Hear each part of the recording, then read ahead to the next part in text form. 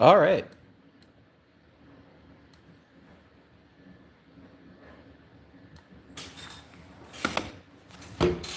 Let's do this. All right.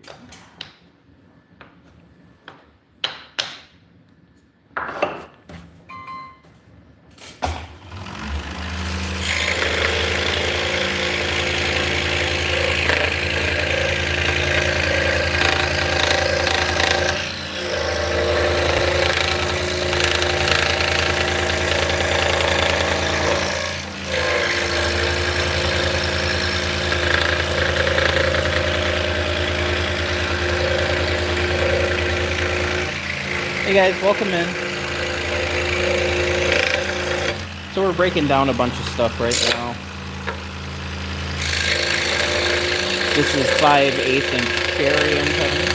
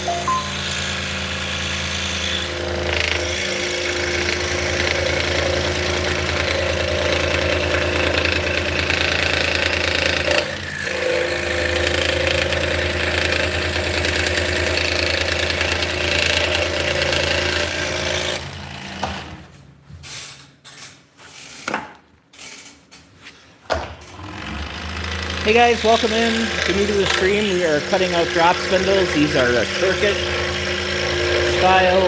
I am cutting them out on a scroll saw. If you have any questions, feel free to let me know.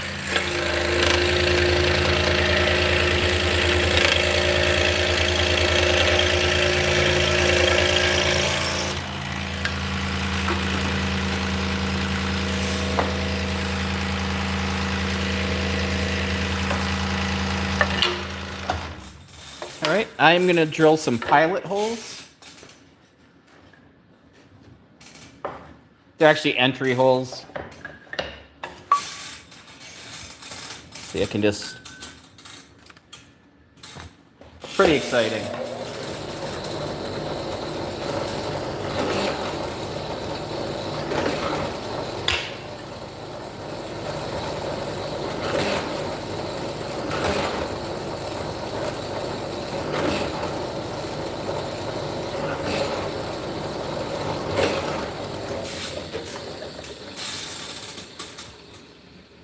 All right.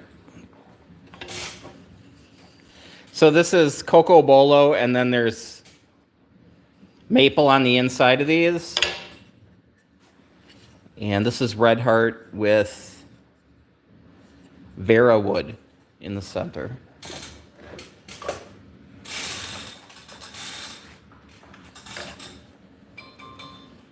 I am so sorry, I only speak English.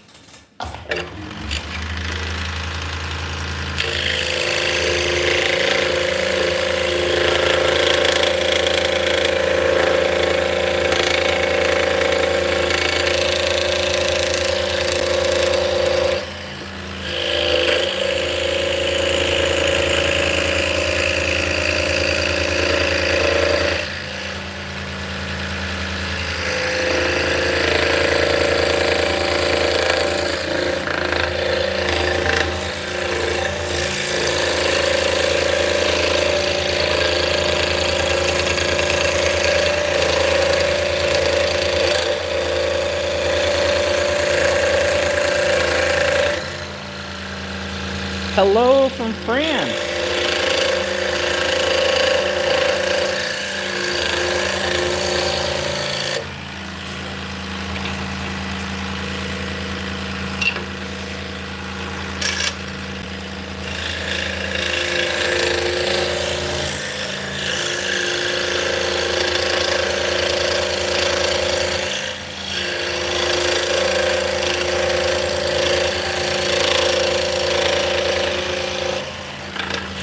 I took 2 years of French in high school, and I don't remember anything.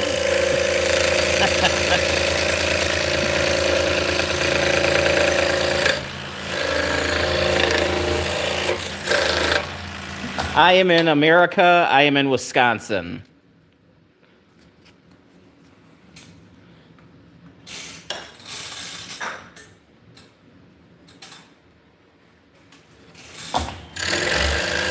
Yes, the USA.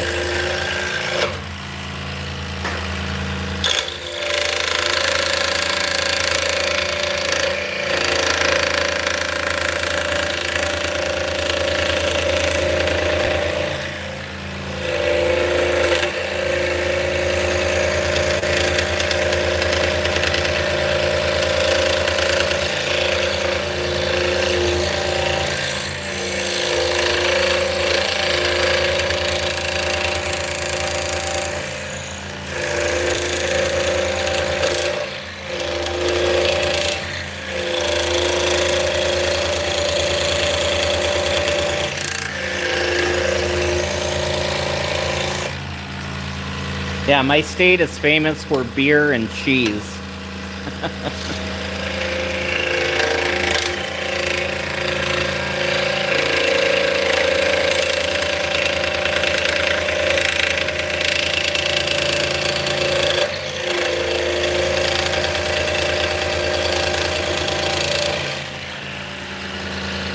You been to Oregon and California? Very nice. I've never been to the West Coast.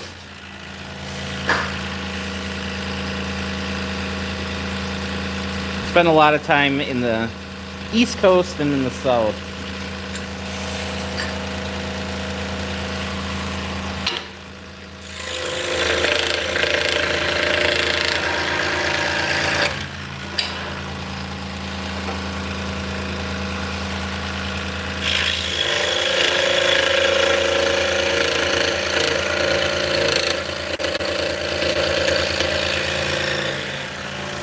Beer, yeah. What kind of cheese? Lots of cheese. Cheddar. We're famous for our cheddar cheese.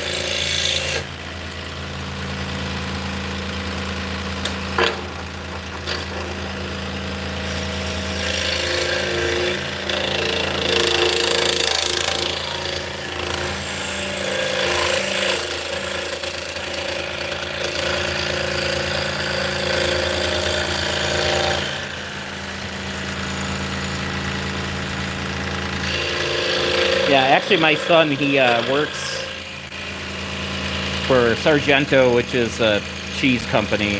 He makes string cheese, so he makes mozzarella cheese.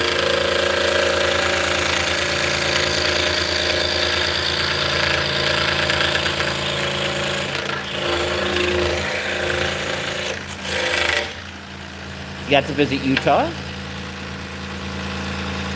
You know someone? Oh, okay.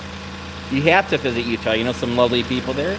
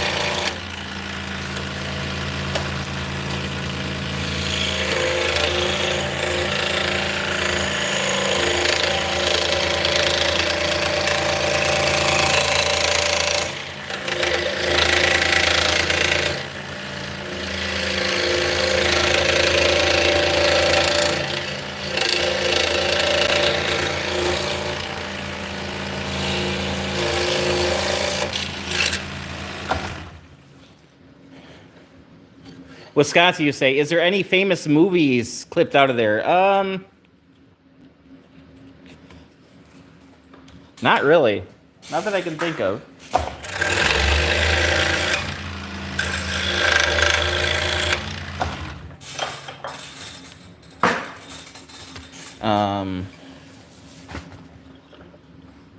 Yeah, we don't really have a big movie industry here. It's a lot of farmland, a lot of beer. Miller is made here. Yeah. I hate to say it, but I think we're more famous for serial killers than we are movies.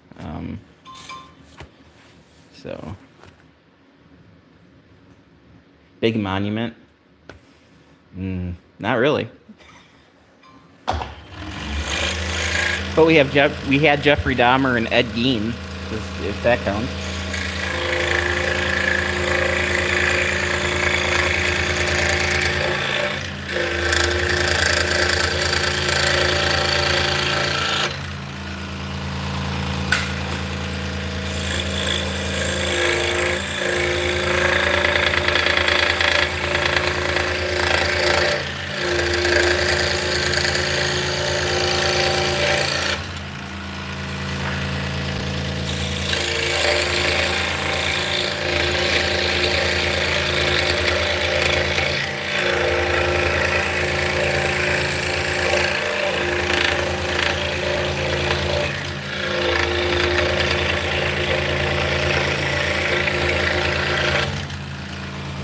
It's in the middle of the U.S. It's considered Midwest. We're right next to the Mississippi River. Above us is Upper Michigan, and then there's Canada.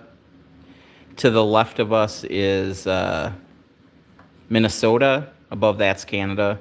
Below us is Illinois, which has Chicago in. Yeah, so it's kind of upper Midwest.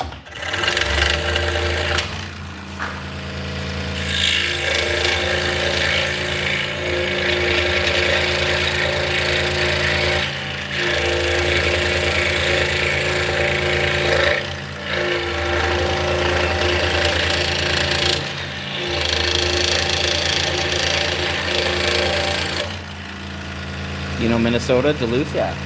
So we're east of that.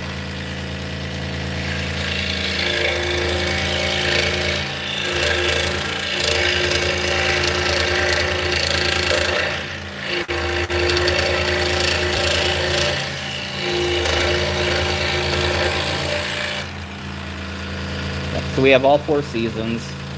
So we got winter, spring, summer, and fall. We get lots of snow.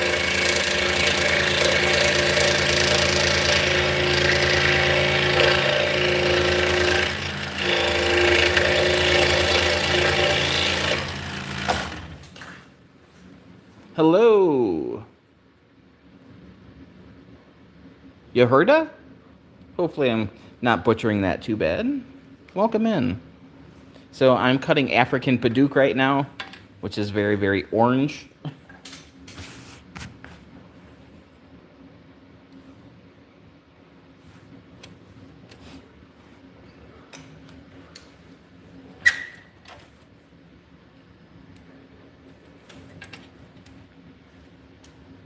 Cold at winter, yes.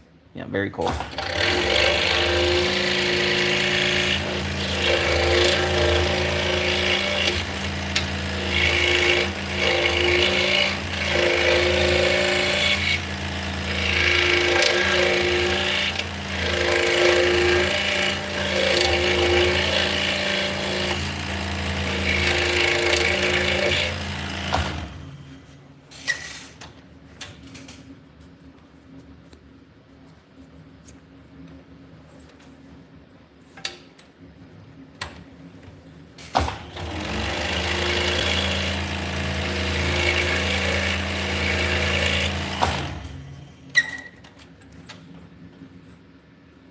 So we just cut a mortise in that.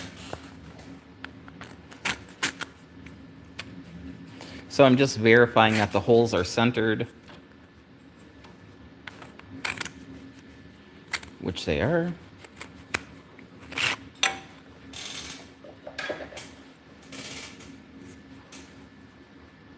This is my work.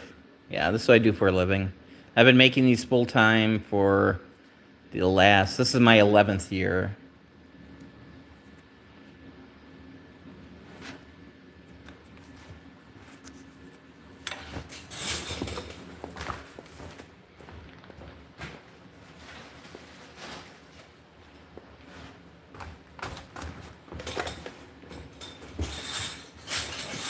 Yep, so I'm actually in a commercial building. This isn't home, this is my workshop.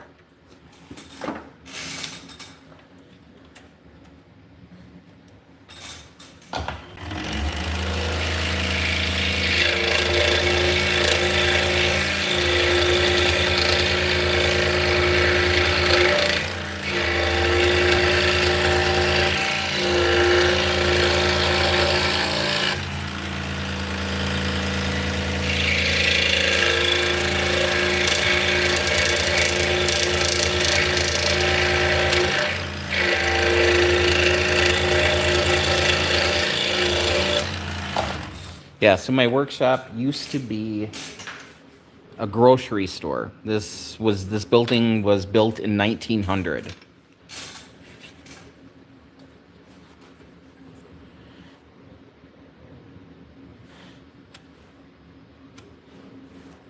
So, the little city I live in, the railroad built a station here where they would fix railroad cars, and they do switching here as well. So they put the trains together, so they all go to the right place. Anyways, so that's what brought people here. So where the train yard is, the older houses are, and then right here is like the main street where all the buildings are pretty much connected, like the classic USA Main Street. But there's no economy here. The train yard is still here. Yeah, it used to be a grocery store. Not like a huge, supermarket like we have today. It was a little, corner store 125 years ago. So.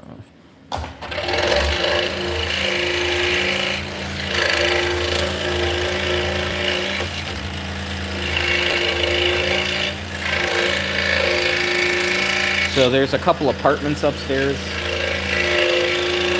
but I have the whole downstairs and I have the basement as well.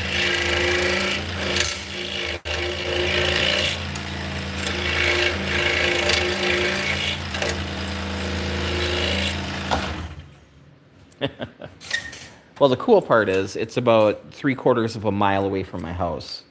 So, like today, the girlfriend came in the morning and she decided she was done working, which is fine. We took part of yesterday off, and then we worked today. So she drove home. It takes her about 5 minutes. When I'm done with work, I will walk home, and it'll take 15 minutes. So, not too bad.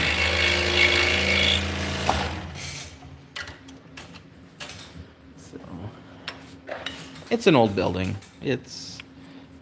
Needs a lot of work, but I rent it, so I'm not doing any of the work.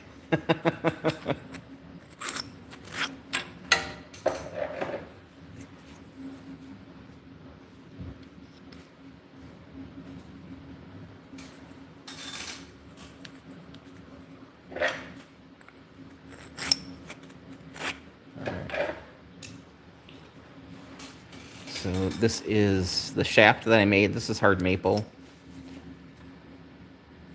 So there we go.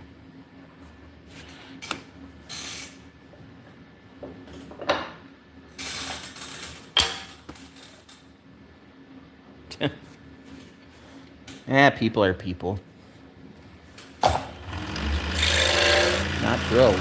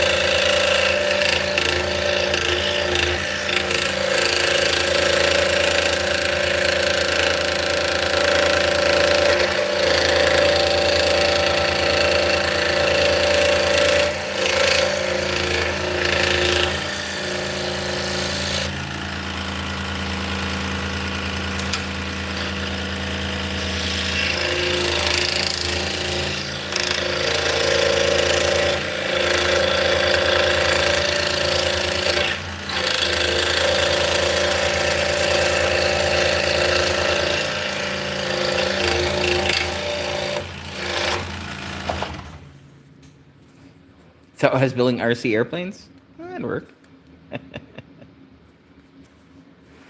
Yeah.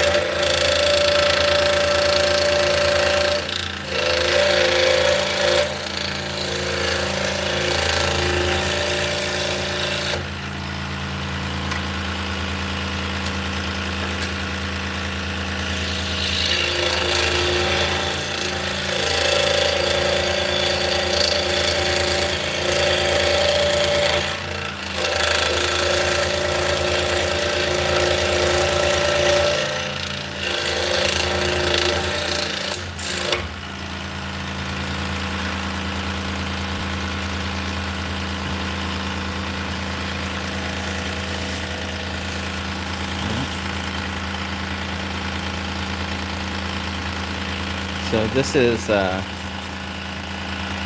pretty much, yeah. Pretty much it's a top, basically. It's got a whirl on the bottom. And then a shaft, and you spin it. Then you drop it on the floor. That's why it's called a drop spindle.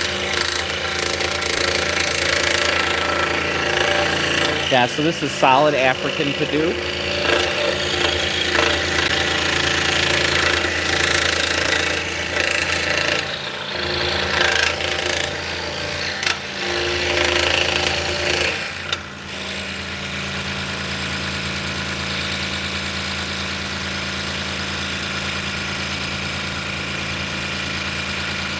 Hello, how's it going?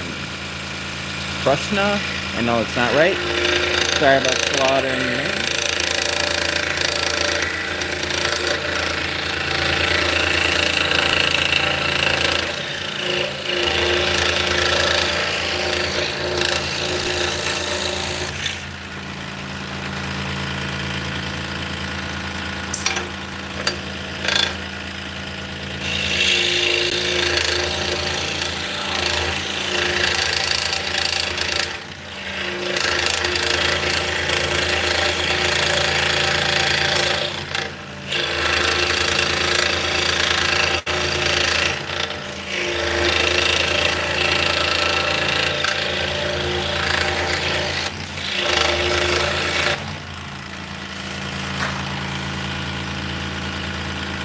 So we do burn the scrap. We have a fireplace. So in the wintertime, we'll burn all this stuff. Anything that's too small to make stuff out of.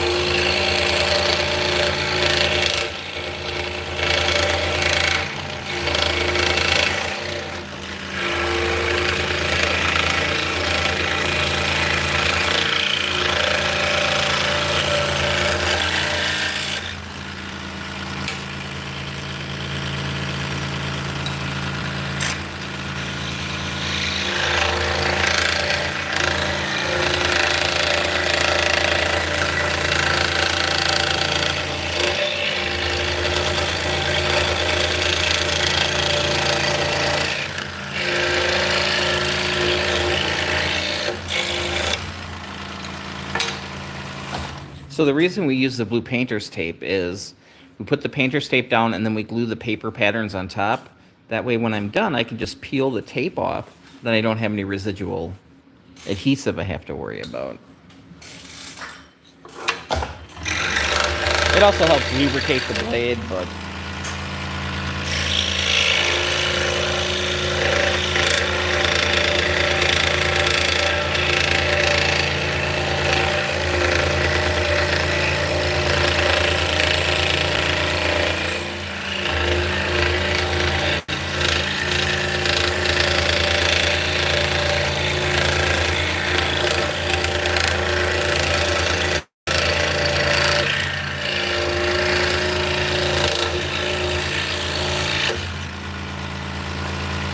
Do I use ear and safety protection? Yeah, actually I do. So I got the Mega Muffs right now. I've got some more earplug style ones. They're Bluetooth, so I'm listening to a little bit of music. Got my safety glasses on.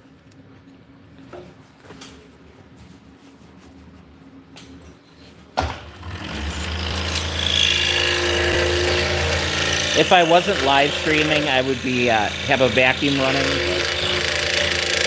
I don't like the noise of that. I think the saw's loud enough.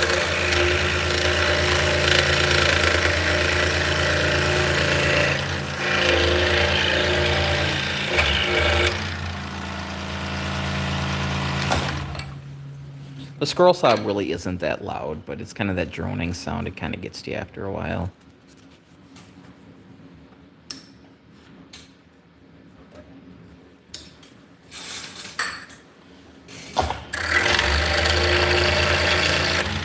You know, when I'm turning stuff on the lathe, if I'm turning little stuff, I'll just use my safety glasses.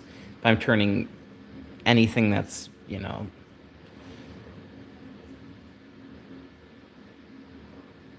it's going to weigh like, a half a kilo, I'm going to be wearing a face shield with that. Yeah.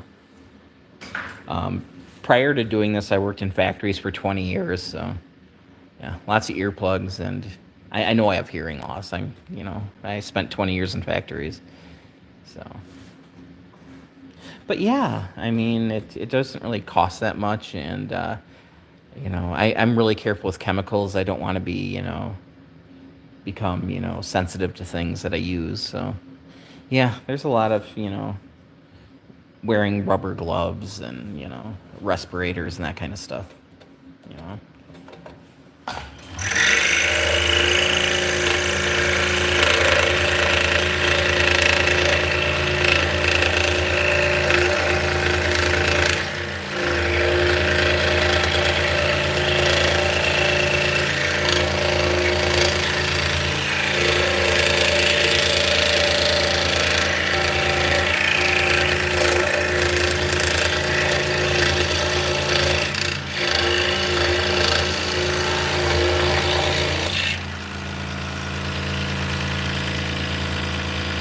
I'm running 2 different dust collectors and have 4 vacuum cleaners hooked up to multiple equipment.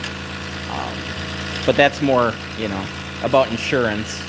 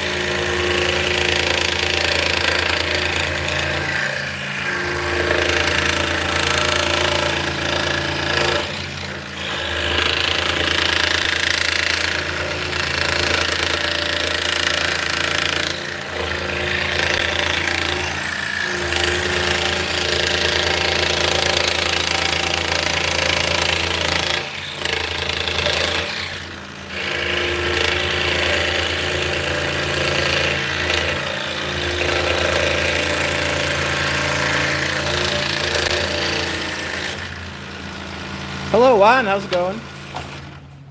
I think we're going to go for a walk. We're going to check out the 3D printer. I was having issues with one of my X1 carbons. I'll try to be as gentle as I can.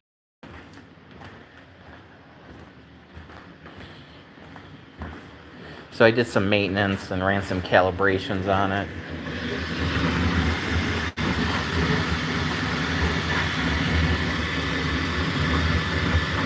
That is looking much better. I was having some extrusion problems where it wasn't extruding enough material. That actually looks pretty nice. So,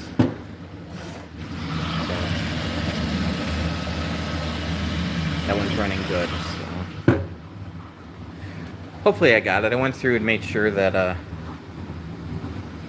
all my PTFE tubing was not cracked and split, and did a bunch of calibration stuff in the printer itself. So that seems to be working. So yeah, so this is my workshop. Found a free piano. So we got a room that we use for photography. Out front, we got a small area where we basically have a setup for a festival, and we do all the bookkeeping and everything's out front. So there's a small retail area, but we don't really use it. And most importantly, you have to have your inflatable bed set up so you can take naps. Then over here we got a laser engraver there. We got a couple more in there. Yeah. I don't know if I'm an artist. I make stuff.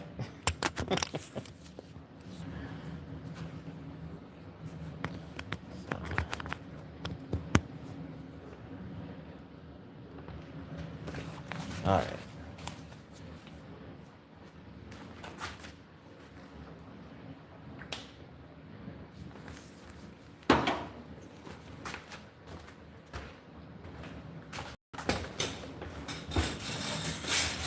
All right.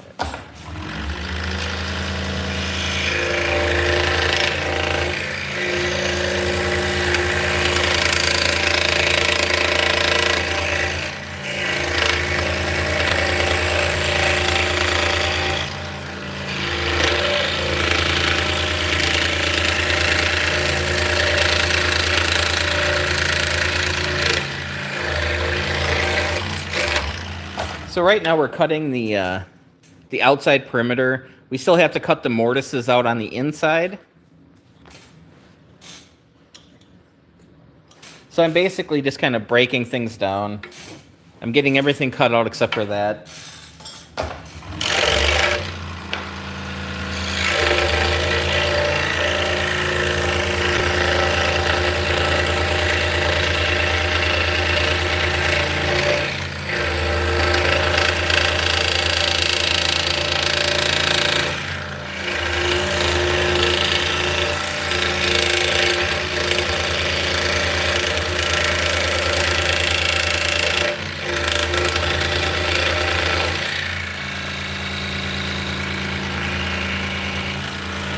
How's that? Hey Elf, how's it going? So the scroll saw is really good at making band-aid type injuries. You're not going to cut your fingers off on this thing.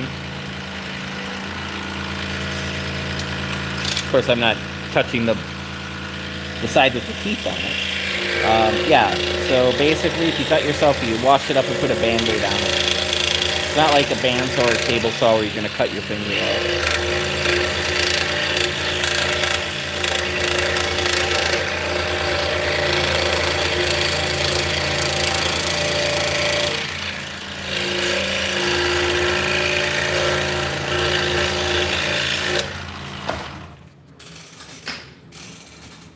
You can see how small that blade is.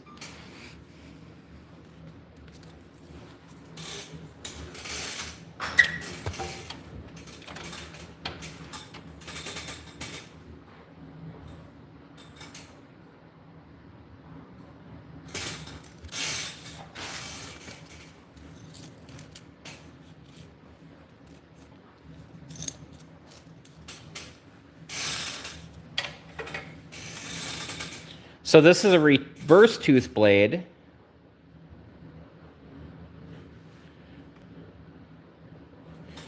So the majority of the blades, the teeth cut on the downstroke, and then the last about inch on the bottom, they cut on the upstroke. So what that does is it gives you a cleaner cut. So it gets rid of the tear out you would have from a normal blade.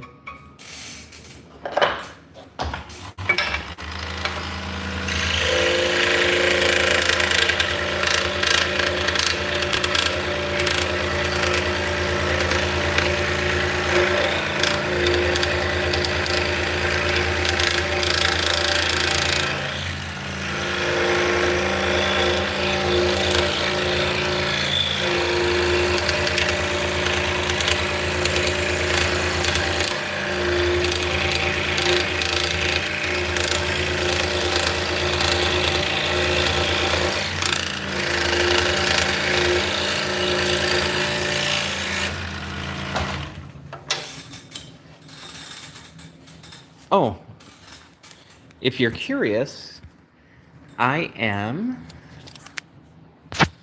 also running YouTube on a monitor here, so that's how I can see the text that's going on. And then I've got a pole here, and I've got a stand that I put my phone on to point it down there. I've got a couple of these around the shop, so I can mount the camera in a couple places.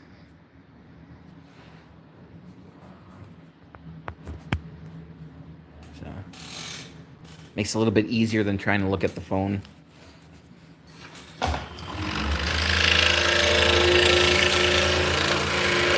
So when I'm not live streaming, you know, I'll have music going in my headphones or stream some YouTube or watch some TV.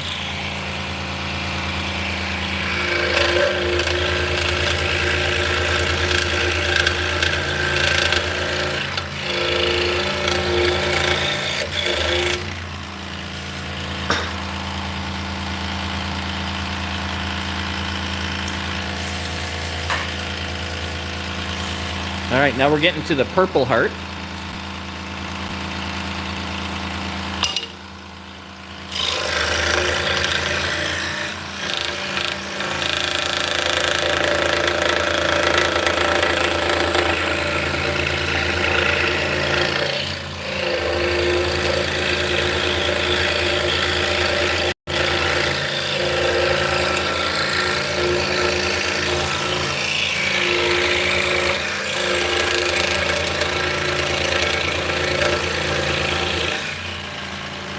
Hey, nice talking with you.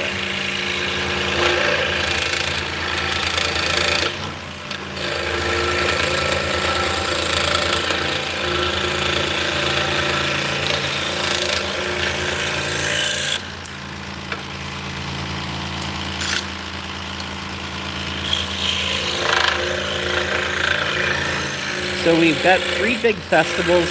They're not till September and October, but we're already starting to make some inventory for those shows as well. We got Wisconsin Sheep and Wool, and then 2 weeks later we'll be in Texas for the DFW show, Dallas-Fort Worth. And then a few weeks after that we'll be in North Carolina at SAF, which is near Asheville. It's in Fletcher. So last year it got canceled because of the hurricane. Where the fairgrounds is, didn't get hit as bad, but they were using the fairground as emergency housing. So it's going on this year. So we'll see how it goes.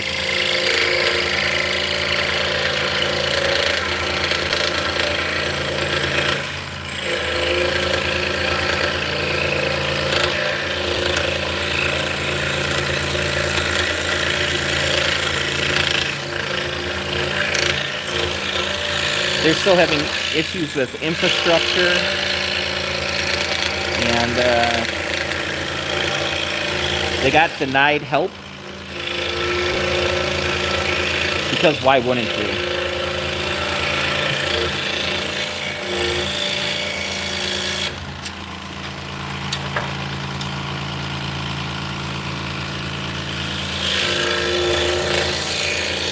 Now might not be the best time to do that, though.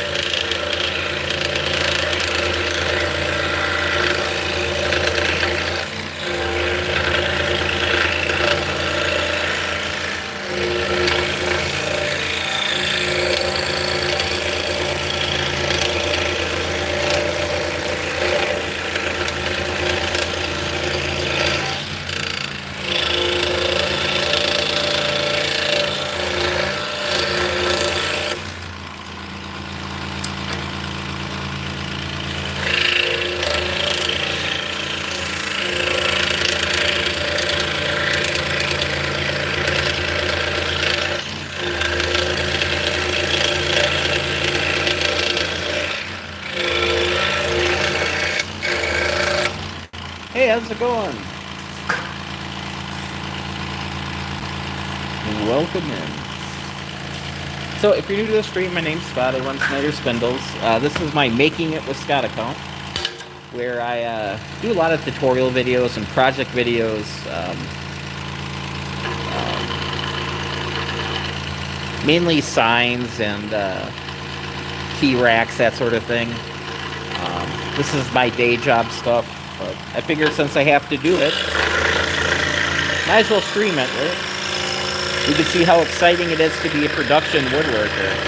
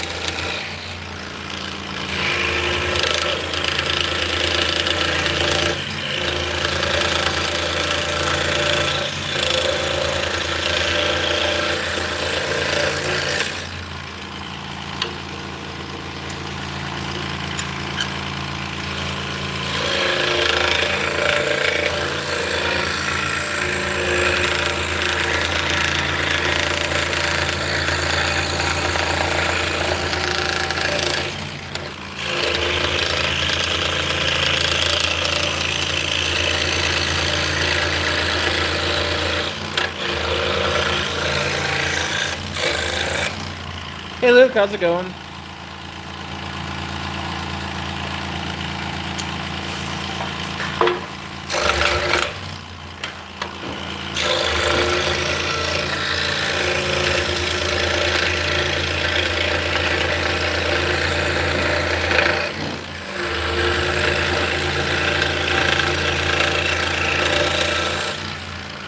Hey Art, welcome in.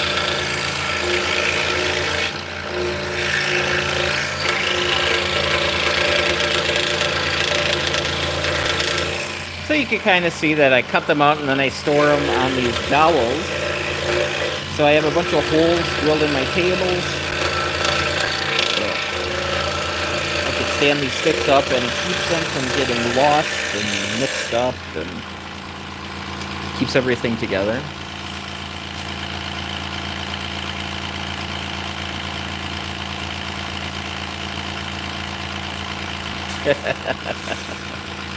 There you go.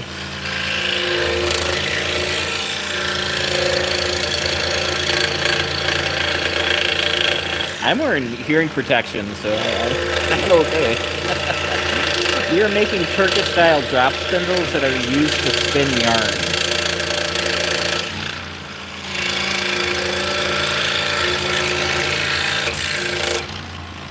Got floods? Nope.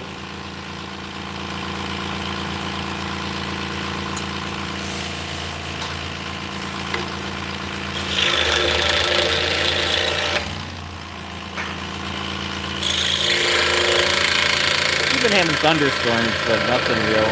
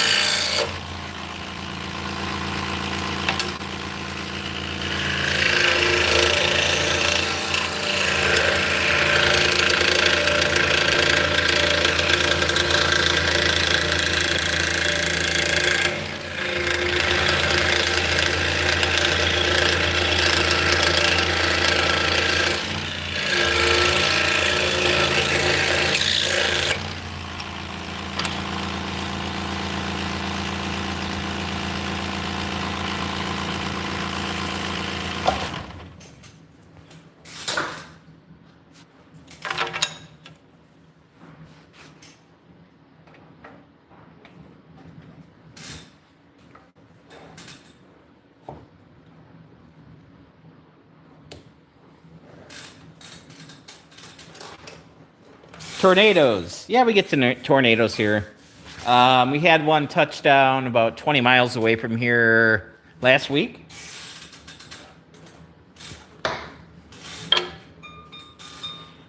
Hello, M. How's it going? Sorry, I only speak English, and Cyrillic just looks like Cyrillic to me.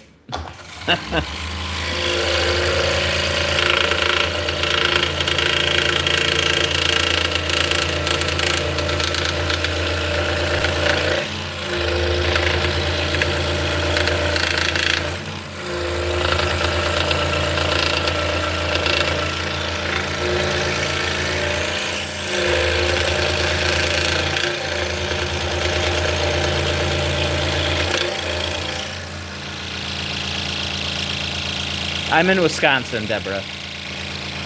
Damn, is it scary? If you're in the path of a tornado, yes, very.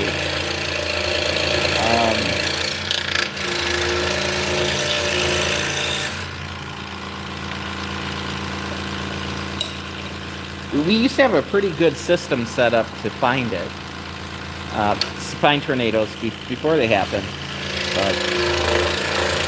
Yeah. We're trying to save a bunch of money in the government to give tax cuts to billionaires. So they cut the weather services funding. So it's a little more scary now because you might not have a warning that a tornado is coming. But as long as billionaires can get tax cuts, I guess it doesn't matter for the rest of us. Ooh, there's some sarcasm. So that's the scariest part.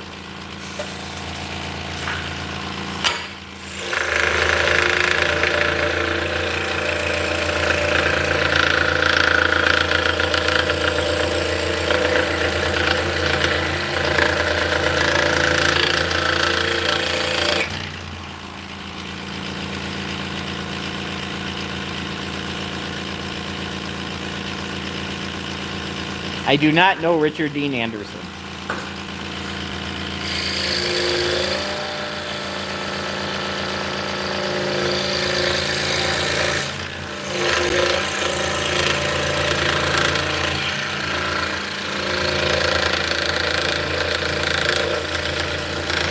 I said hi to Bob Euchre once. Does that count?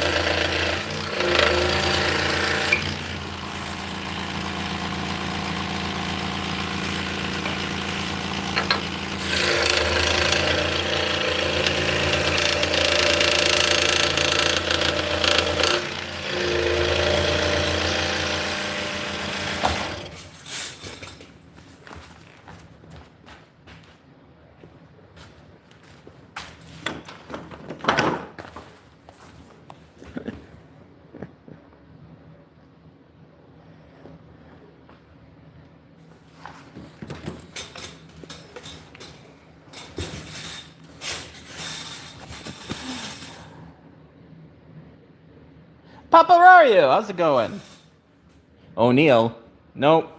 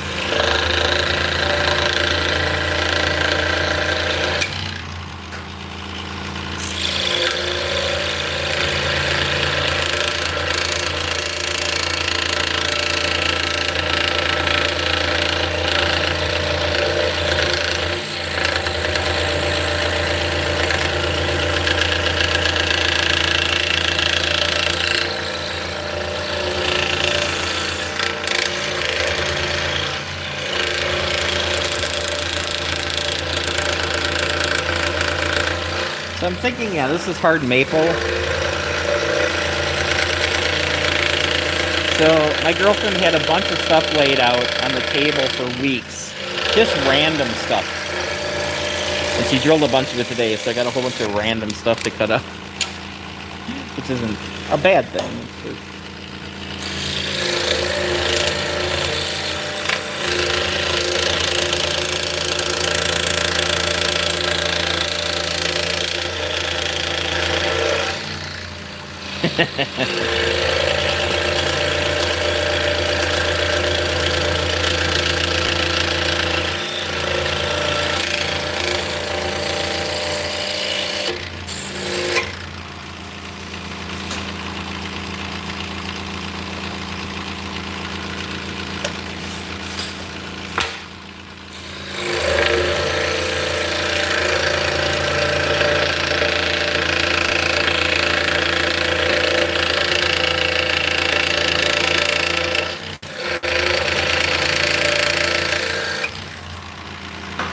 So my yeah,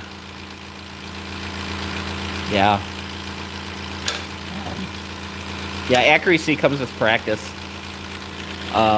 Let's see, my last job, which I haven't worked at in 11 years, Arnold Schwarzenegger walked through my plant. So there you go.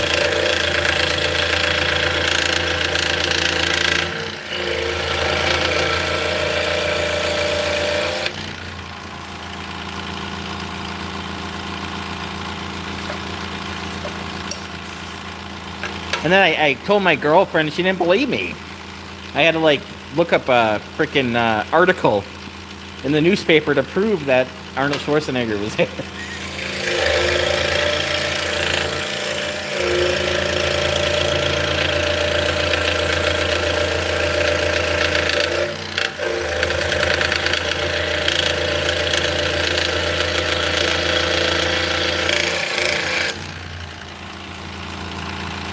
Yes.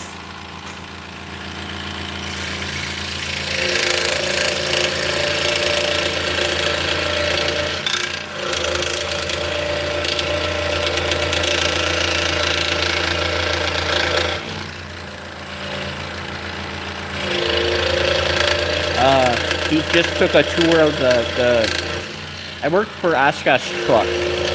So they made, well, they still do. They make a lot of military vehicles, cement trucks, big trucks. And he wanted to play with the military vehicles.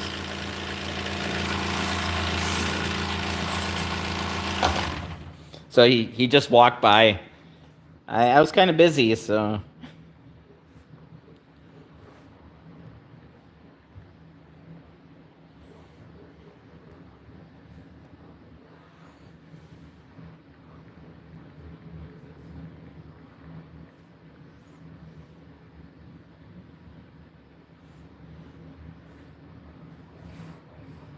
So, there you go. Arnold Schwarzenegger test drives Oshkosh military vehicles.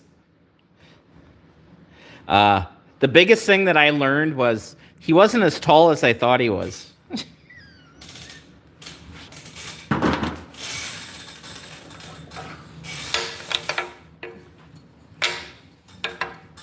Hello. Let me zoom down here. How's Sister May doing today?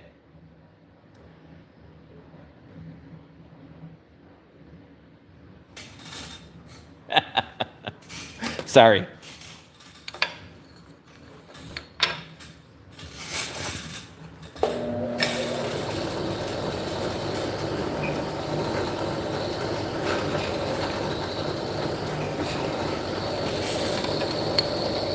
Do I like airplanes? They're okay. So when I worked at Oshkosh Truck, they have a big air show right next door. Oh, I'm so sorry to hear that. Hopefully you're feeling better. And they have a air show called the EAA, which is the Experimental Aircraft Association. So it's a huge fly-in. If you like airplanes, I mean, there's just so many airplanes there. Hey, thank you.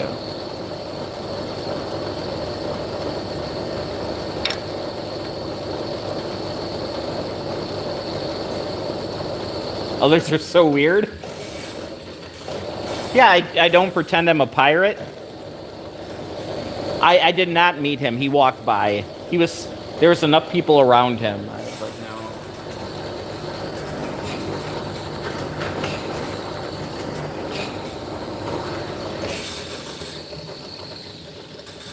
Yep.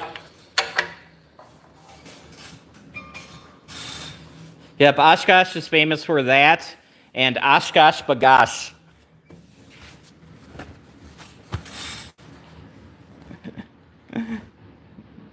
Huh. Bizarre.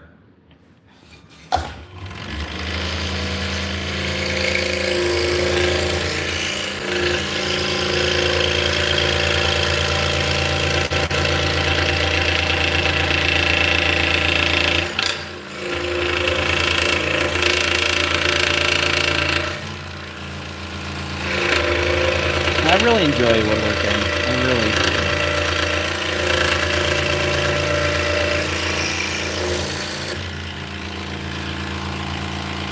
And I just feel like there's way too much gatekeeping.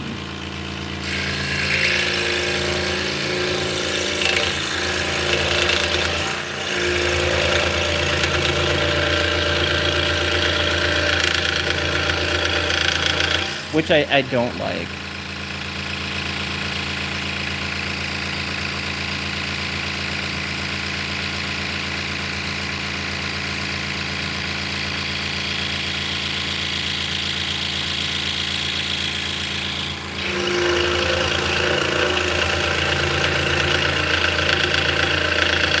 There's just too many videos of people, you know.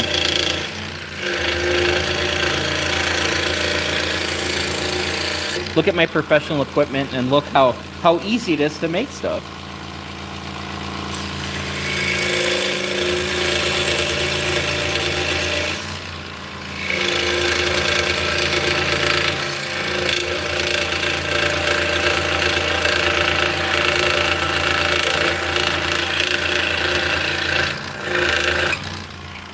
So when I'm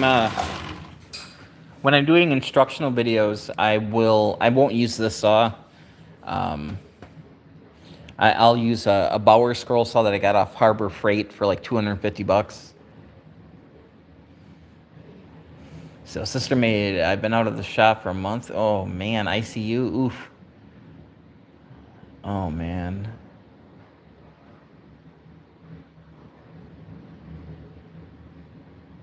Well, I hope you're on the mend. Definitely. Oh yeah, Turkish spindles. You are right.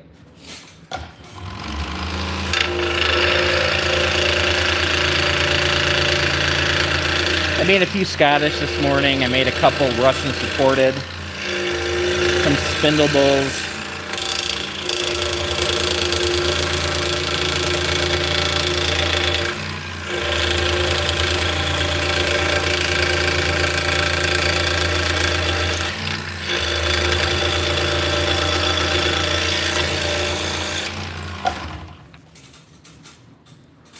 Good to hear.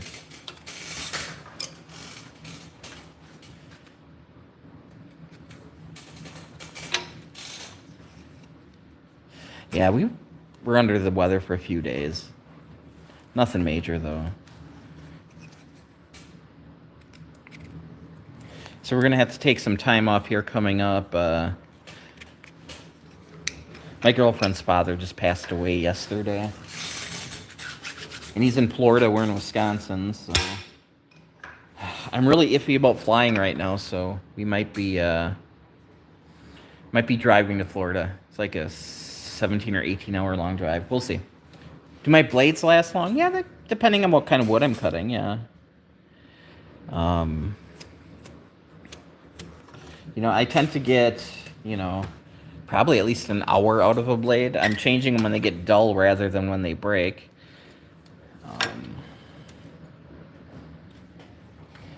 You know, when you first start out, you break a lot of blades.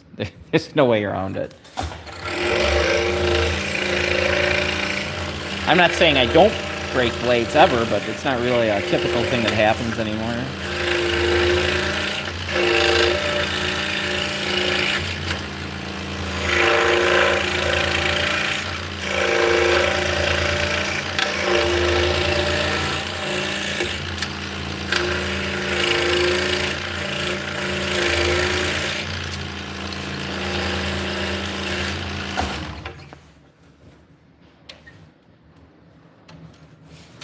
Right. Oh, I hear ya.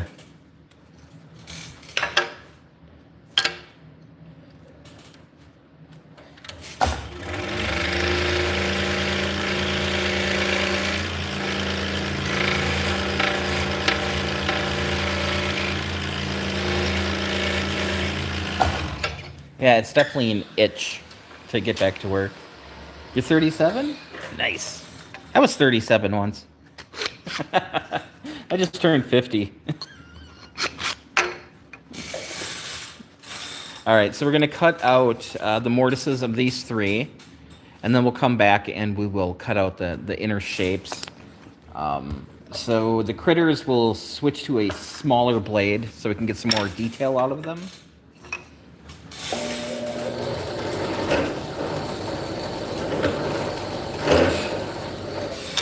It's nice to have a drill press right next to your scroll saw, because occasionally you forget to drill holes. Or at least I do.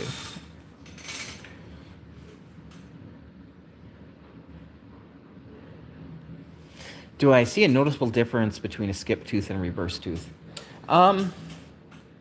You know, with the skip tooth, you know, it does good with removing dust.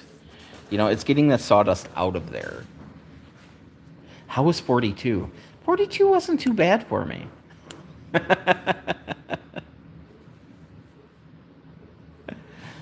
Oh, soaking my feet does sound like a good idea. Yeah, 42 is not bad. 50 is even better, because I'm done with child support. You know, I tend to get everything, I get reverse tooth, because I don't like getting the chip out on the bottom.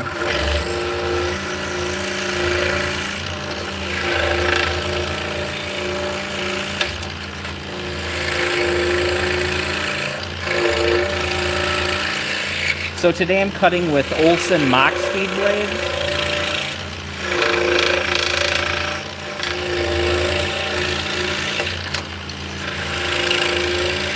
I like them, they're very aggressive. Your favorite was 36?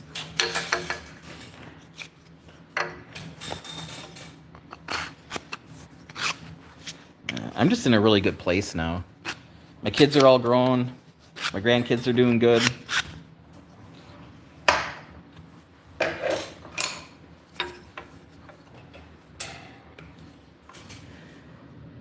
I get to work with my girlfriend. It's beautiful.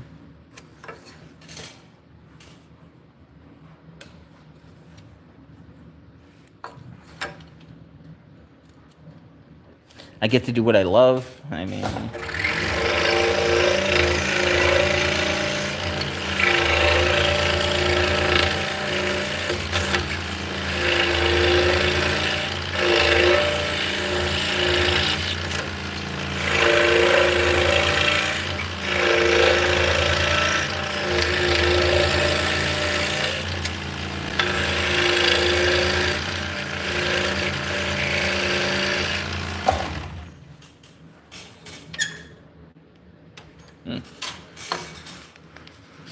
I haven't played with the polar blades. I don't know if they came with my saw or not. I gotta try them out. Because all the Pegasus blades I have now are... Let's take a gander.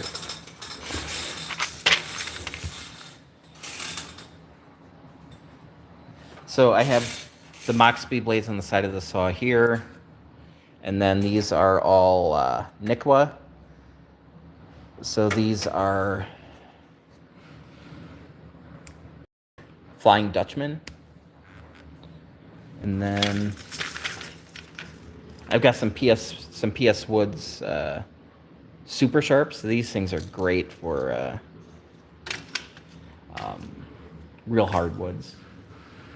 And the Pegasus are they're just labeled with their number in reverse, so.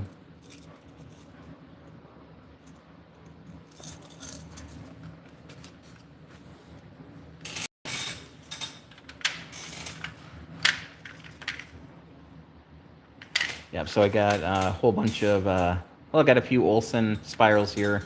a bunch of Pegasus spirals and then Niqua spirals here as well. And then these back 2 rows are blades that I've acquired throughout the years. So no idea who the manufacturer is. If I'm cutting a bunch of garbage, I will grab some of these. Let's see, did I get any polar? No. So when I got the saw, it came with some MGT blades and some super skips.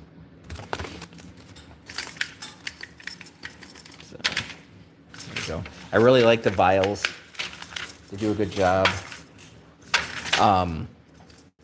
The caps tend to fly off on me, so I made a design and I have 3D printed. So these are TPU, so they're flexible, so they fit on there real nice, and then I can write what it is. So number 8 spiral. So those are working out real well. And then I'll do different colors for different manufacturers.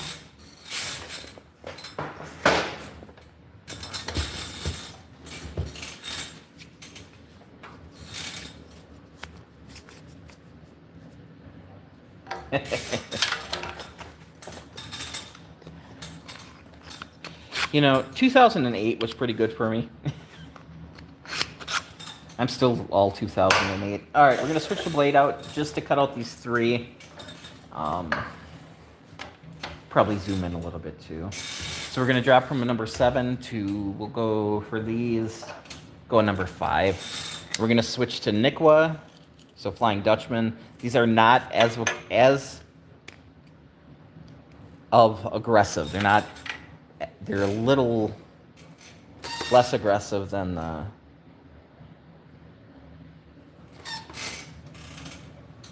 Olsen blades. You haven't bought any new blades for maybe 10 years? You stockpile for making jigsaw puzzles and no one wanted them, so you have plenty. Are they skipped? No, they're not. But they are a modified geometry blade, so of course you have to grab the tiniest blades.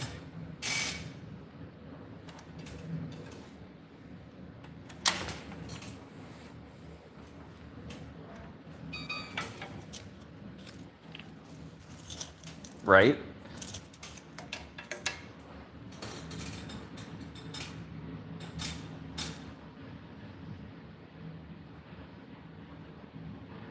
Yeah, they might be. Yeah, I think they are.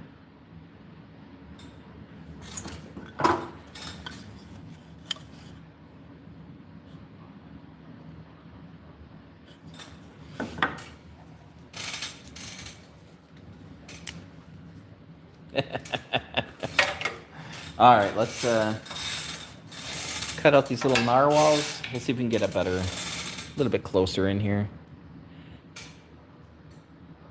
Narwhals are pretty basic.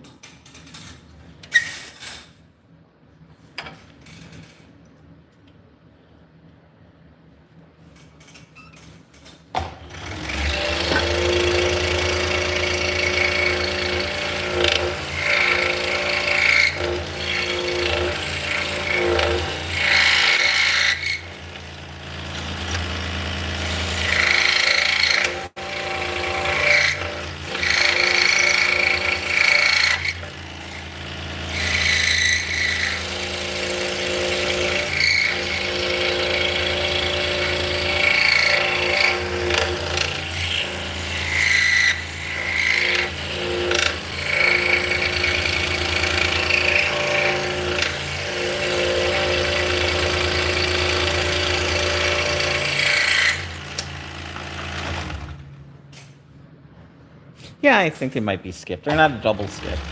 Now, for the horn on these, the pattern is just a straight line. I'm going to add some wiggles to it, make it more uniformy.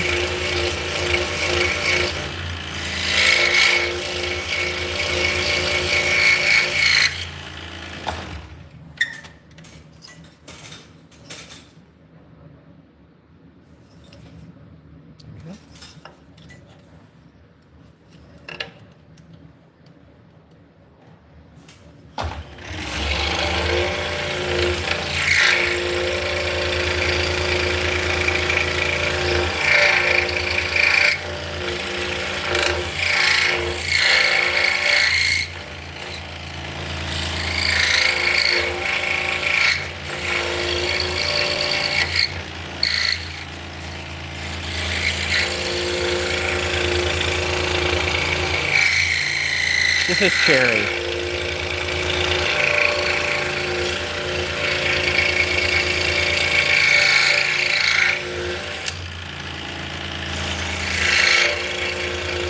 Yeah, I do got a bunch of woods mixed in here, but the cutouts are, should be cherry.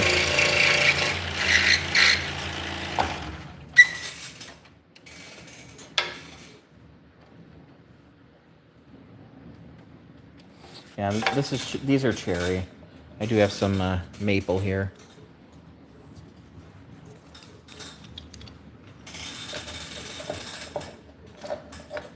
But I've been doing some laminating, so I've got maple on the inside and then cocobolo on the outside. Got a bunch of different ones of those now. Just trying to use up all the little stuff I have laying around. Yeah, pretty easy to cut. Yeah, this is red cherry, so it's just the real colorful stuff at the mill. Yeah, thank God for the planer and drum sander.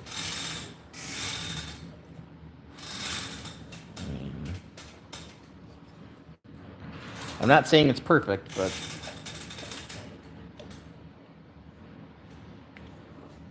not really. Gluing up stuff isn't my favorite thing to do. But I have I had a lot of exotic woods that were like basically veneers. So, hey, look, how's it going? All right, now we got bunny rabbits. So this isn't going to be a one-piece cutout. I'm going to come up. I want to leave the points on the ears, so I'll come up, I'll back out, come back in, get that point, go back out, come in from this side, and then finally come in on this side. I don't do this cut here. And other than that, it's pretty straightforward. When you're making something with a face, you have to nail the face. If you're a little off on the rest of it, it doesn't matter. But yeah, people are drawn to faces. So if you got something with a head, take your time, get it as close as you can. All right. Normally I use a magnifying glass, but if I put it on there, then you can't see anything. So I'm using my old eyes here, guys.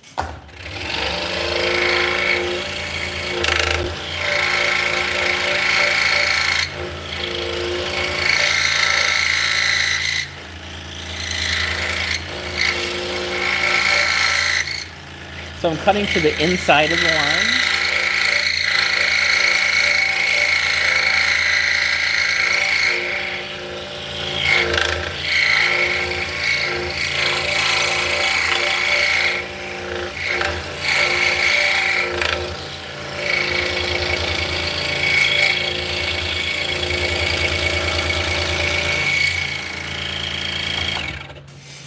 How's the cost of this tool and how is it for power efficiency? This saw here was a little over $1,000. I do have saws that are like $250 in the shop as well.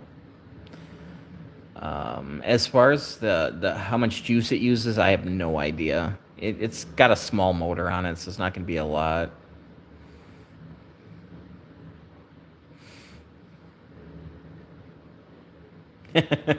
But the most part, you have blanks glued up, right? That's the important part.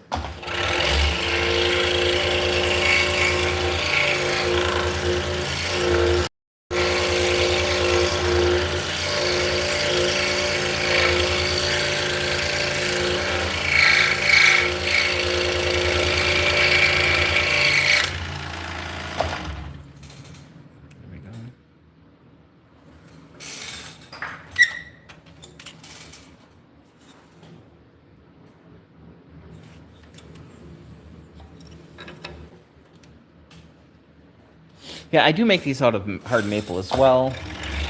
It's just this batch is all cherry.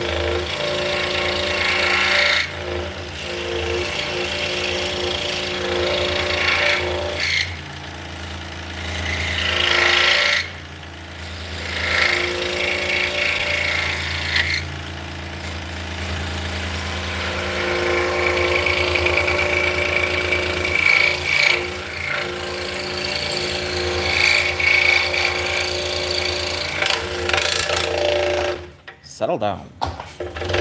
Come on. Really? This happens never. Alright. I'll deal with you. Yeah. Oh, this is not good. How the hell did that happen? There we go. You be good. There we go. Weird.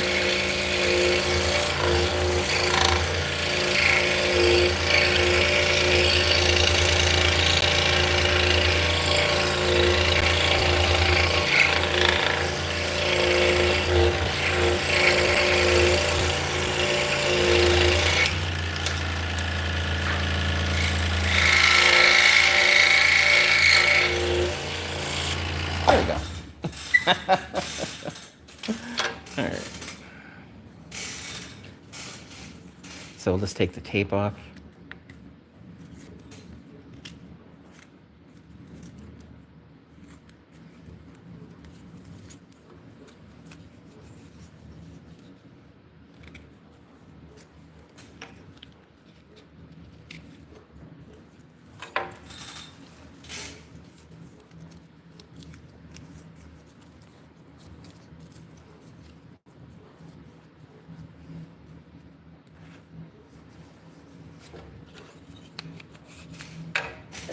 Right. Yep, so this is a 21-inch saw. For the stuff I make, I could get away with a 16-inch saw. Hey, how's it going, guys? Welcome in. I don't make a lot of huge things. Yeah, I do burn the wood. It's all the scrap I burn in my fireplace at home, obviously during the winter. All right, we've got another narwhal, so we'll cut him out.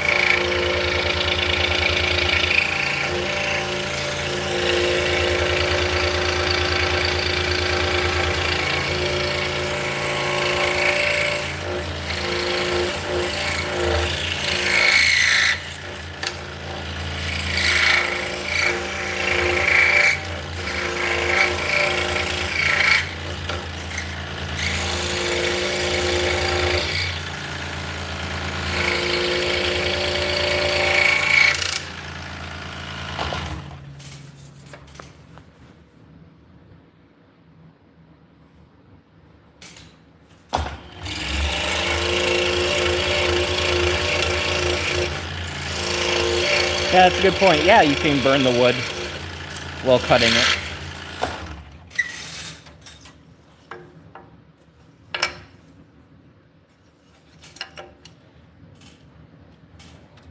So the big thing is when you're cutting, you don't stop. If you stop cutting, and then things can start rubbing, and that will definitely cause burning.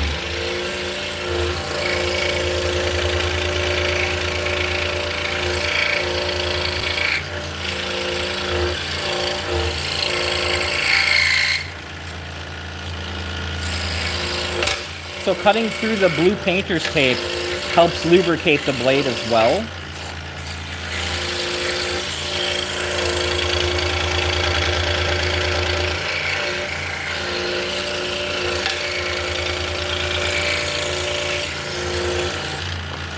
And if a blade starts getting dull, that can cause burning as well.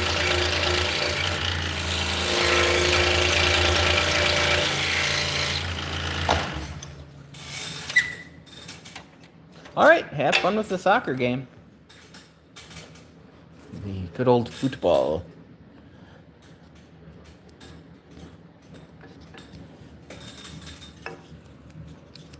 All right, since we got the number 3 blade installed on here, I'm going to go ahead and cut out the center, cut out the figures on the other 6 I have to make.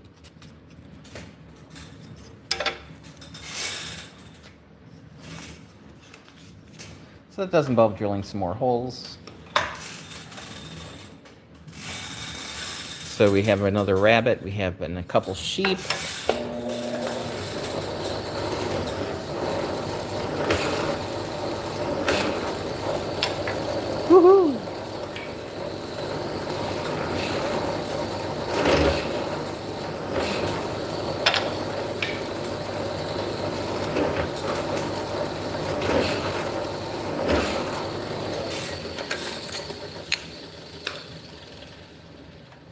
right, we'll start out with a sheep. The sheep you can make all in one cut. Zoom in here.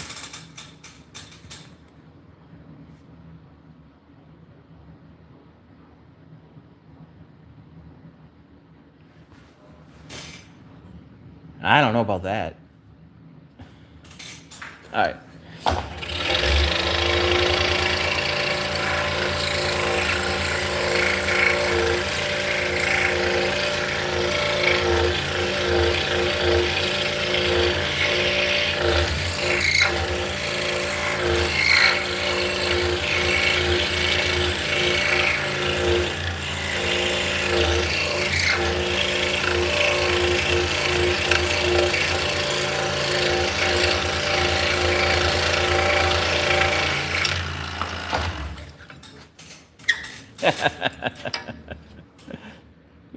Hello. Yep, it'll only take a couple more minutes. Sheep are quick.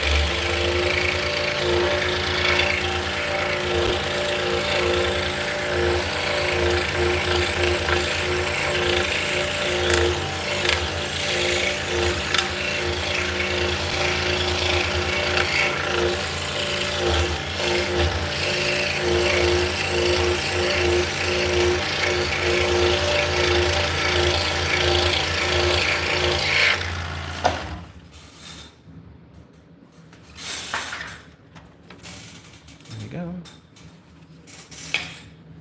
Do another sheep.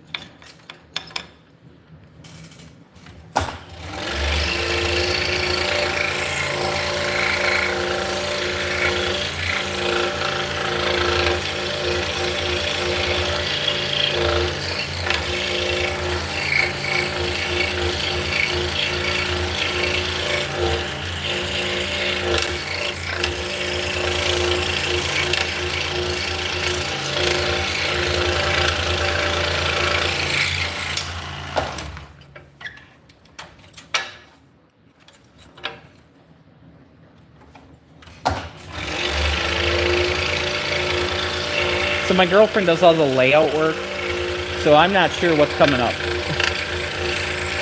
That's okay.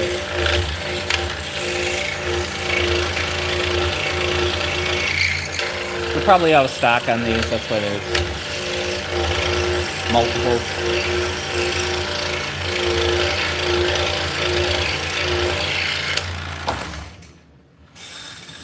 Do you find that your online sales are better if you make ahead and sell them to stock, or wait until the orders come in? Kind of reference for myself. If I get back to it, I mostly do orders.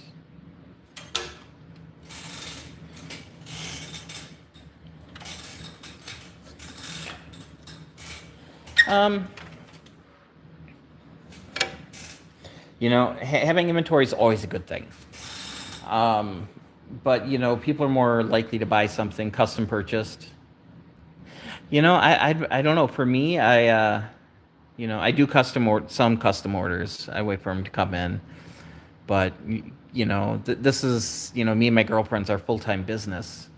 So, yeah, having at least, you know, the core things in stock does help out us a lot. You know, we're selling on Etsy, and then we have our own website as well. So, yeah, what works for me might not work for you. Yeah.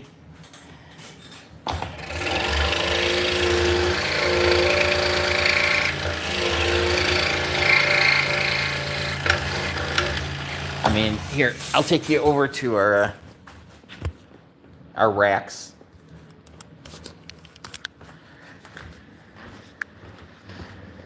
So, yeah, these are like the standards that are pretty typical.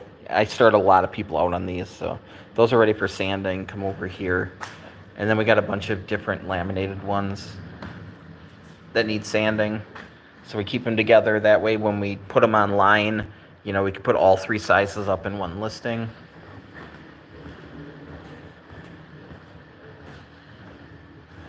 So yeah, we got Cocobolo and Cherry here that are drying. Then we got some Russians and some Scottish spindles. And I went kind of nuts on making some little spindle bowls.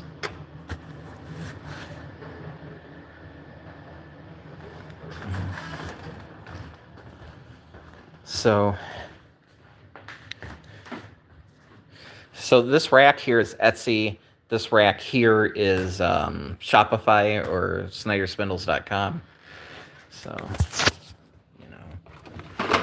So I got 4 maple standards. I got 4 walnut standards, 1 cherry standards, routed to lights. The mini didn't lights. There's a full size. So it's got the laser engraving on the top. And then I make a lot of the 3D printed top whirls to order. So we have some colors here. Same with the top whirl 45s. But yeah, so that, you know, if there's just like 1 or 2 of something, then we have to start making more. Hey, thanks. And then these are not listed right now. These are like show stock. So if they start selling, we'll list some of these. But these are the laminated ones. These are on Etsy. So we have them kind of separated here. So, and then on the bottoms they do have the wood type. So bird's eye maple and Paduke, and then the weight.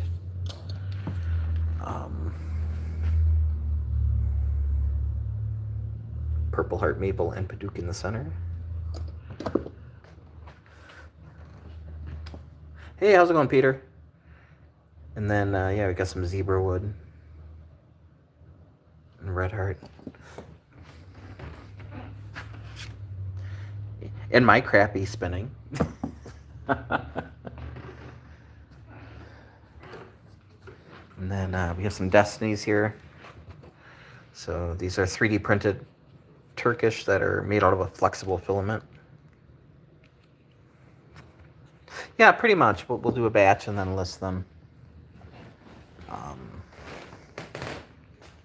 You know, it kind of depends on what you got laid out, you know, what you need.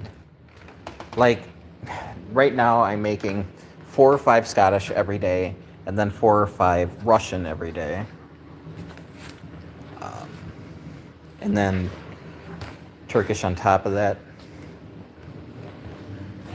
So let's check on this printer. And it is not printing for a poop. So we'll shut this one off. So I have some extrusion issues here, which I'm going to have to dive more into probably tomorrow. So we'll leave that alone. This one's printing fine. So when it's done printing, it's making, I think these are about 26-inch long dragons. So yeah, tomorrow I got to start digging into here. I did a bunch of recalibration, and now we get to start taking stuff apart. For the spindables, I do a wax and then mineral oil. So it's pretty inert. And then, you know, if it starts drying out, you can add a little bit more mineral oil to it, and away you go.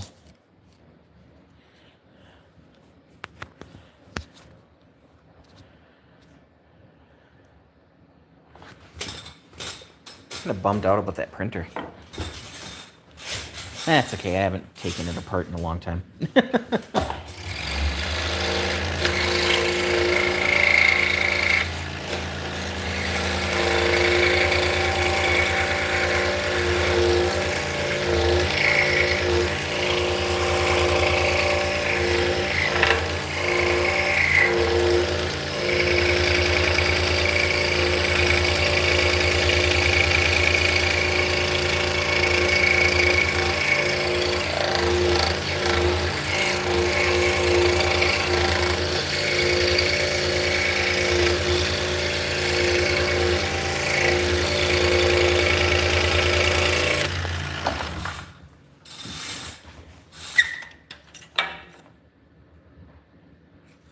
So, you know, another big thing is, if you're selling on Etsy, you know, is to list quite often. So, you know, we try to list, you know, 3 or 4 days out of the week. It'd be better if it's 5 days a week, but it isn't always that way. But, you know, once you list something, it kind of gets put on the top of the list. And if you keep listing 1 or 2 things a day, it'll help your views quite a bit. Plus, we do weekly updates.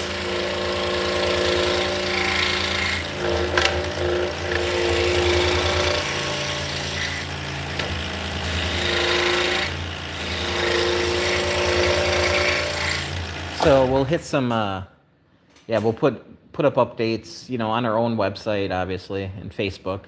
But in Facebook marketplace groups, we'll put them up in there, and sometimes we'll do it in Ravelry as well.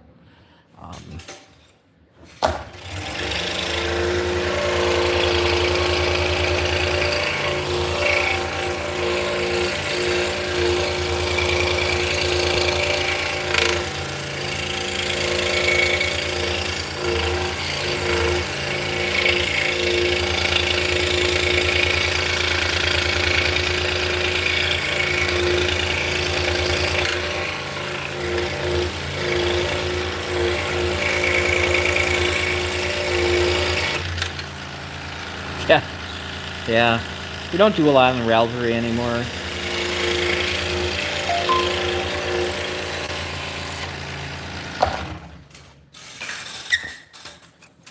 Alright, so we got 2 bunny rabbits.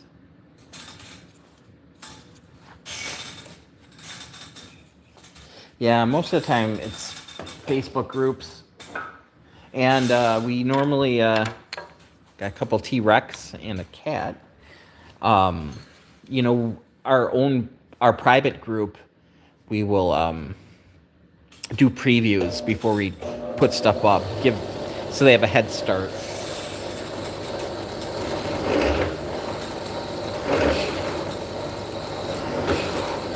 So when I make stuff with ebony and like holly spindles, I'll let them know they're coming up, and then, you know, they're gone.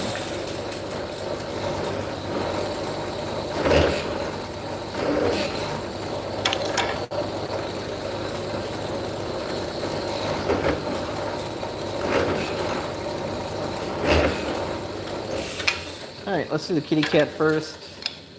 So we'll look at the pattern here. So the cat's pretty straightforward. I do not follow the line between the feet here. That's too small. So I'm going to come up and give myself a little extra room on both sides. Other than that, the pattern is pretty straightforward to cut.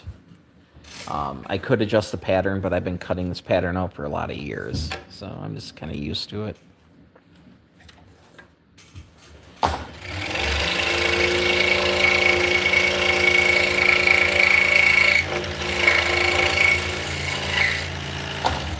So we're using a number 3 blade because I want to get as much detail as we can get into this. So you have to take your time with this blade because it's going to be able to bend and move around. So if you start forcing the blade, you're not going to be cutting up and down. You're going to start cutting at an angle which you don't want.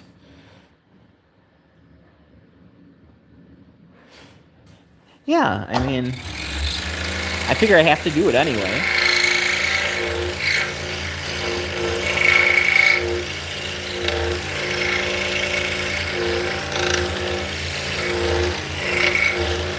I mean, I don't show balancing. That's one thing I don't show. That's kind of the secret sauce.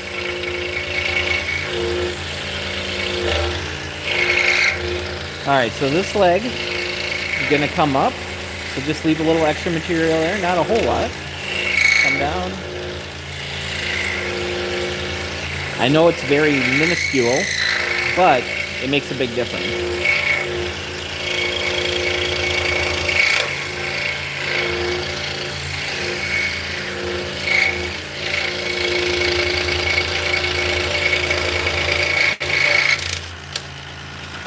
It just leaves a little bit extra meat on there.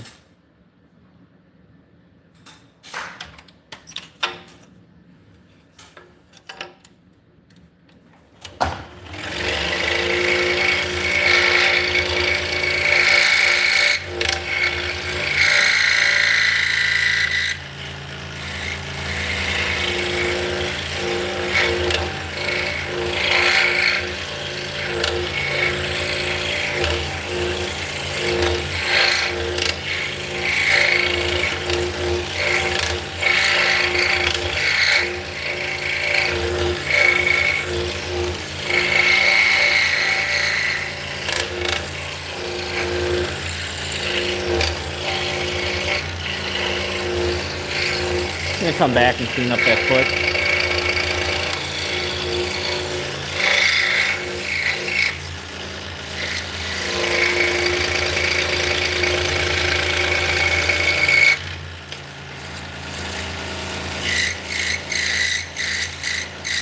There we go. All right. So I really want to peel the pattern off, but it's not done yet, so I can't do that. All right. So we got some T-Rexes here. So this little arm here, I'll do a single cut and I'll accentuate it. It'll come down a little bit farther than the actual pattern. So it makes it look even sillier, which is kind of my favorite. People come at shows and pick it up and be like, look at that arm. I know I did my job.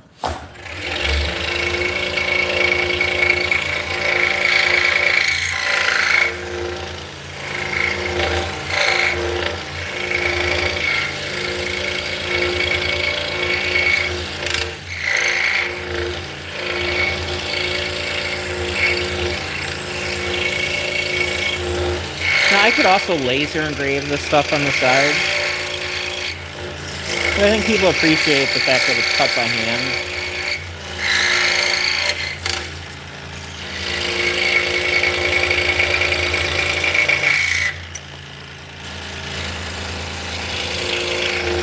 A little extra there. There we go.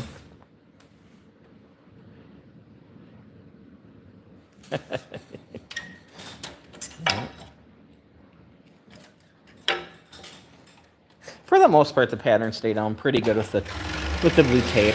Oh, let me grab a spindle to show you guys. I'm not running away. Unless I'm running away.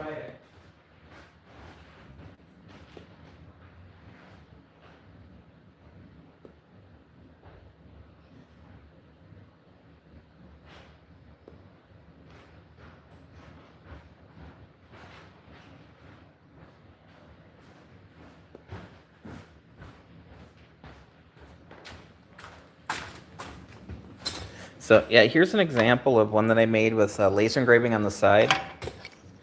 So it's a couple years ago when Maryland Sheep and Wool had their 50-year anniversary. So I think I made up, 25 of these. And then I kept one of the artist proof, and then at the show they have a spinning retreat kind of thing after the show, and I gave them one of these to give away.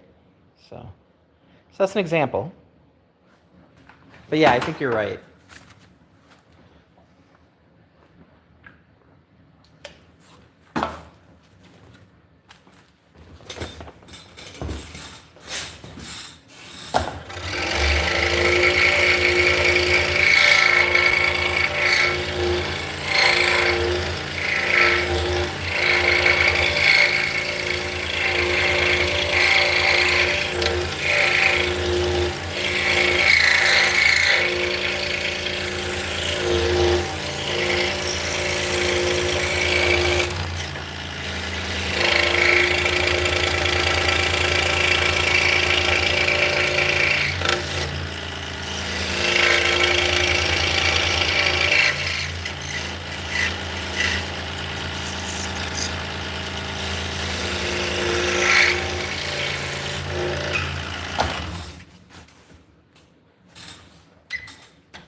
All right, we got another T-Rex here.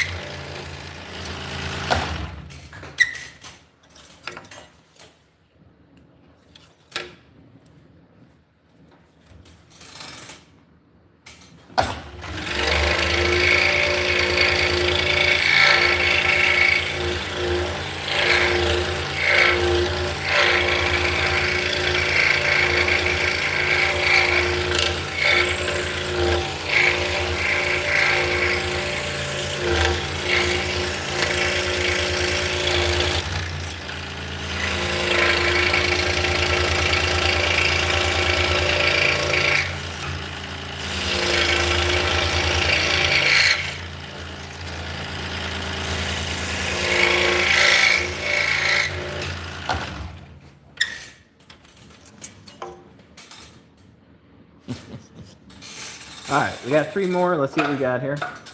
All right, I didn't cut the bottoms off yet. So we got kitty cat and 2 F-holes. Let's cut those out real quick.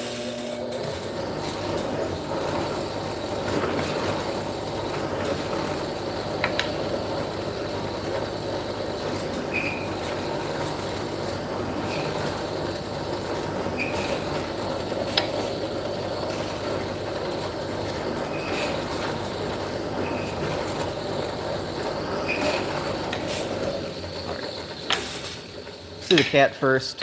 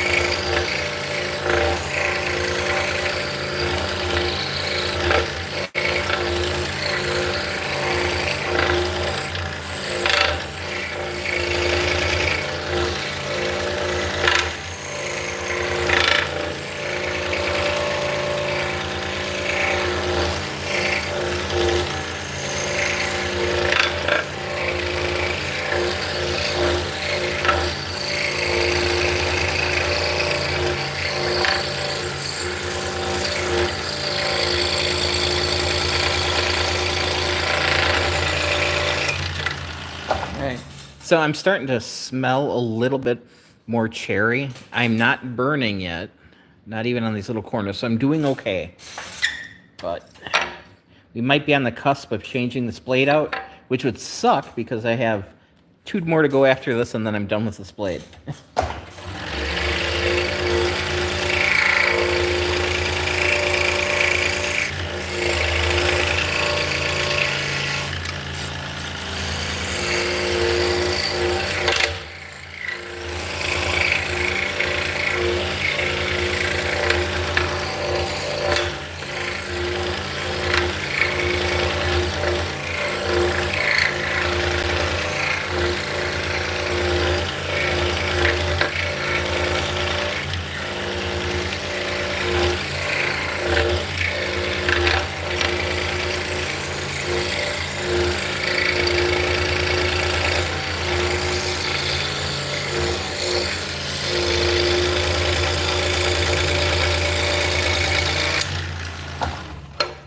So I have been using the scroll saw since my father brought one home when I was 12. So that was 1987. It was a 16-inch Craftsman pin blade saw, single speed.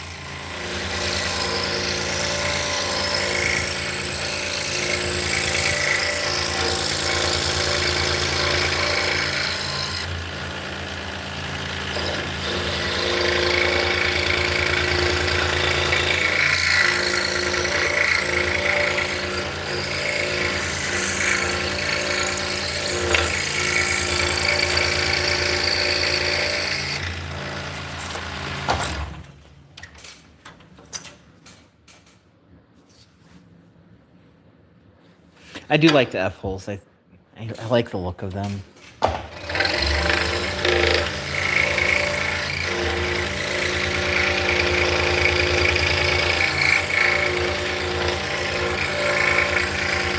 You know, on a violin or a cello or whatever, it would have been cut with a fret saw. And a scroll saw is basically a powered fret saw.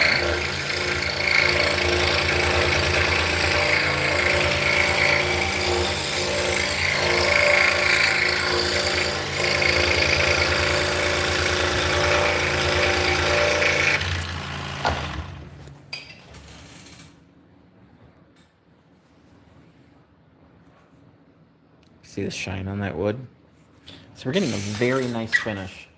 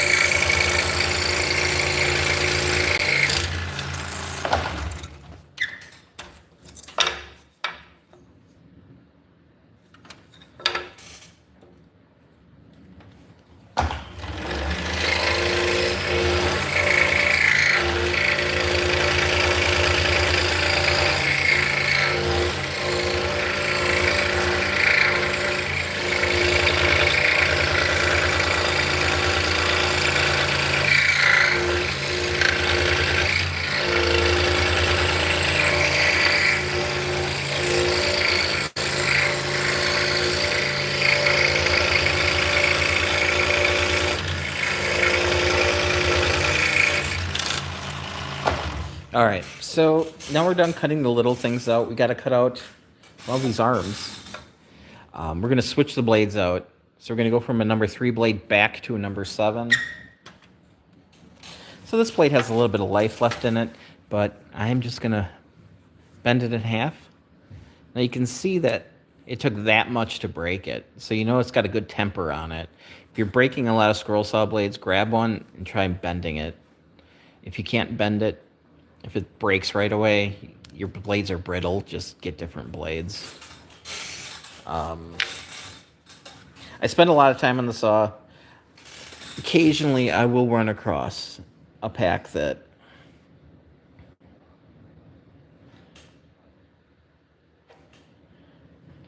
doesn't have the right tempering, and oh good, I'm live. I got kicked out there for a second. What's going on? So now I'm just waiting for the screen to catch up. There we go. You didn't miss anything. I was just talking.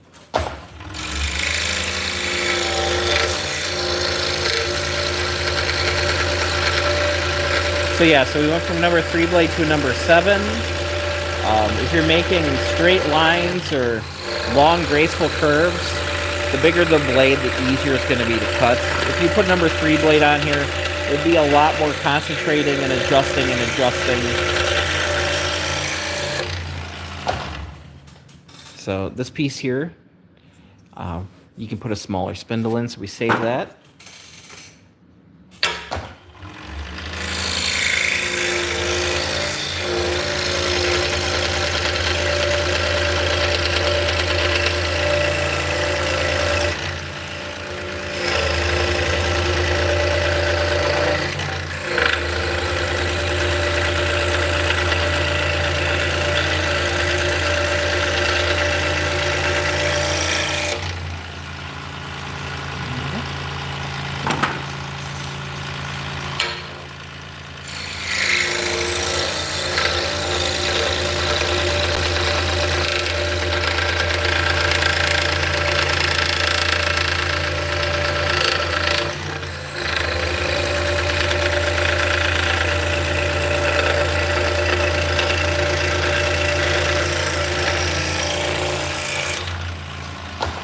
So this blade I was using before, I have a magnet that I just stick over on my drill press, and then I can just set the spindles on there, the blades on there until I need them again.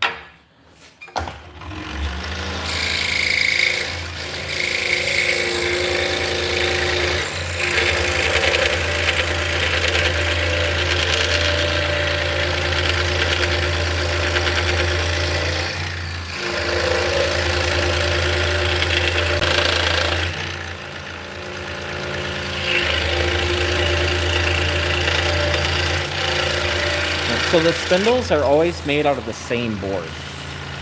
So I use the same piece of cherry for each spindle. when you start mixing different, even if it's the same wood, it's going to be different colors, and it's just easier to keep it all together.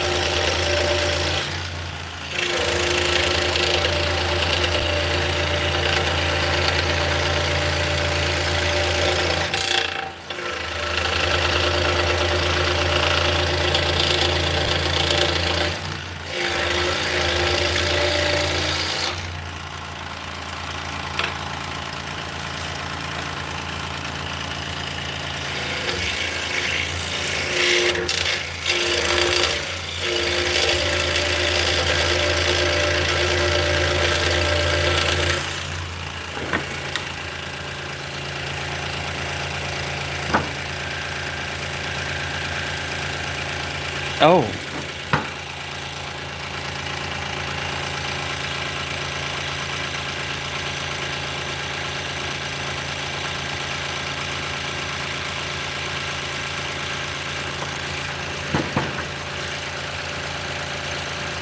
Aha! There we go. Trying to fast forward the song.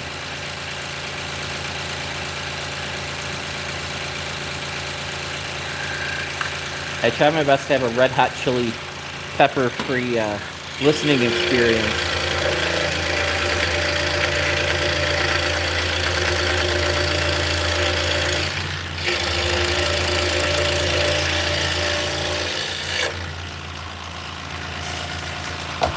Alright, so take the tape off.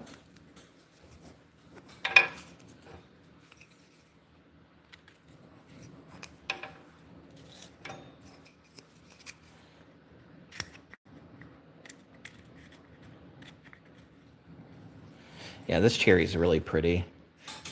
It's on the denser side, but it works good.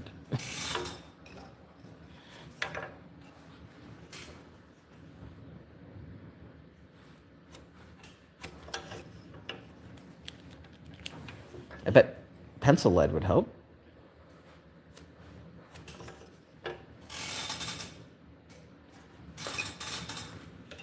Right, now we're going to cut out that mortise.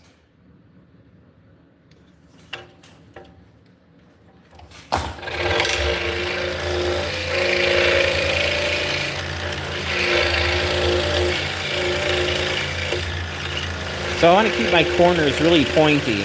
That's why I sneak up to them and then come back and come in from the other side.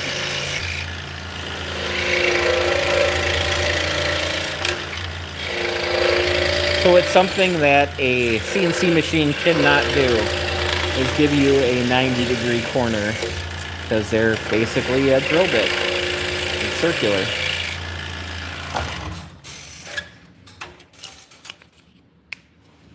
I have to make it just a hair wider.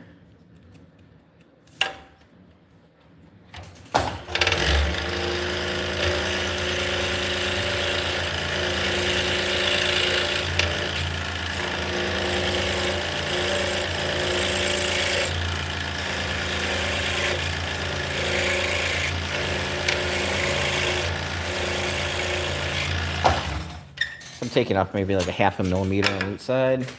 It's better to start out tight. You can always take more wood off, but putting more wood on is a little more difficult.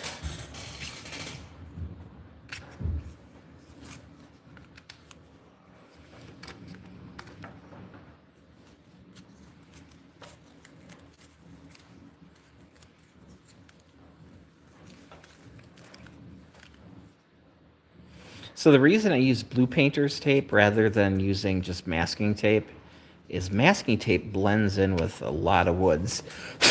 Like maple, sometimes you miss a piece of tape, and then when you go to sand it, oh, it makes a mess.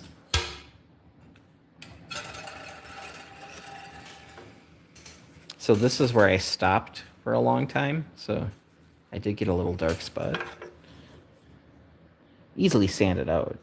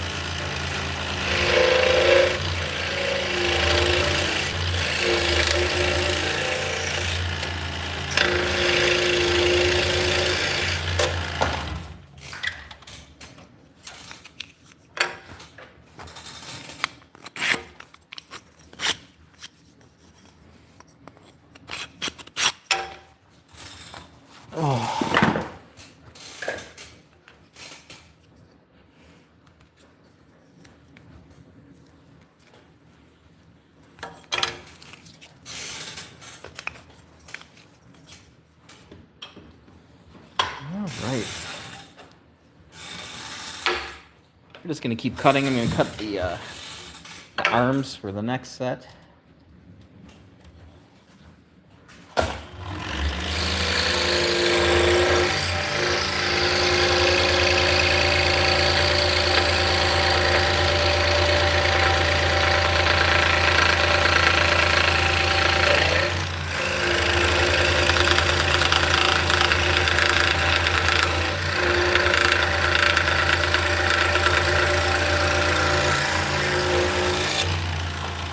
So when I'm cutting these out, I'm looking ahead of where I'm cutting, probably about a ½ inch ahead.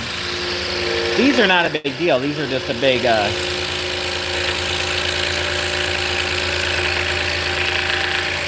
gentle arch.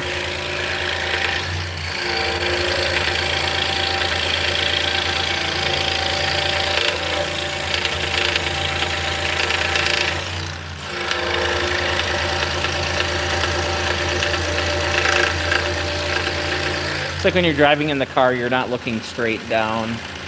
Hey, how's it going? Welcome in.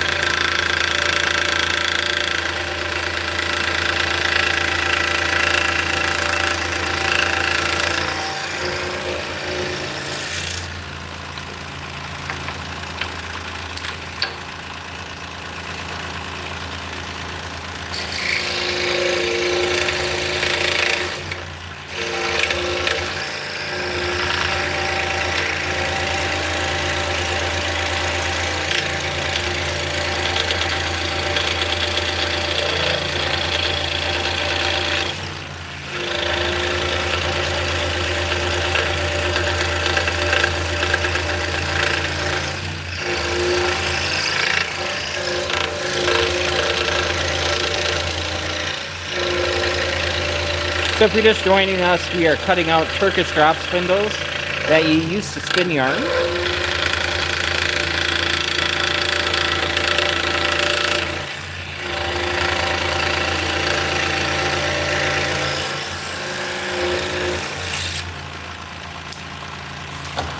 So this is my more instructional channel, but I am working on spindles because I like to eat. Food is a good thing. I like a roof over my head. So the live streams tend to be production streams of me working on my day job stuff.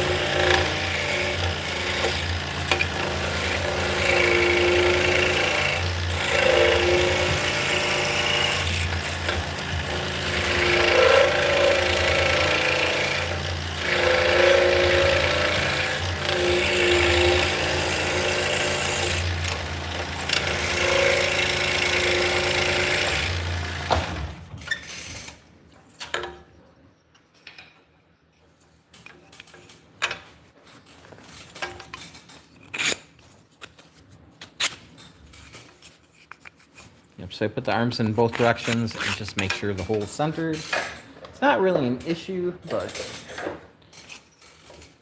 it's an easy check. Once in a while, you'll find one.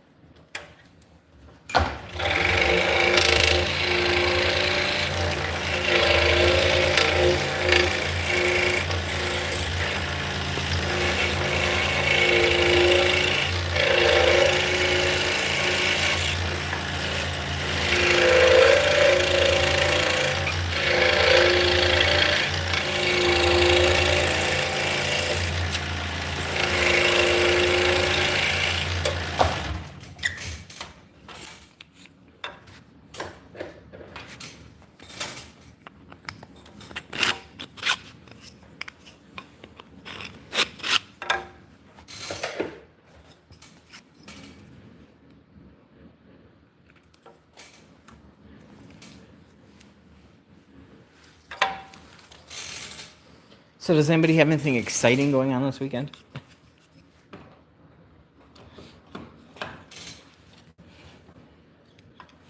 It's Saturday, so this is rummage sale day, but we went rummaging last weekend.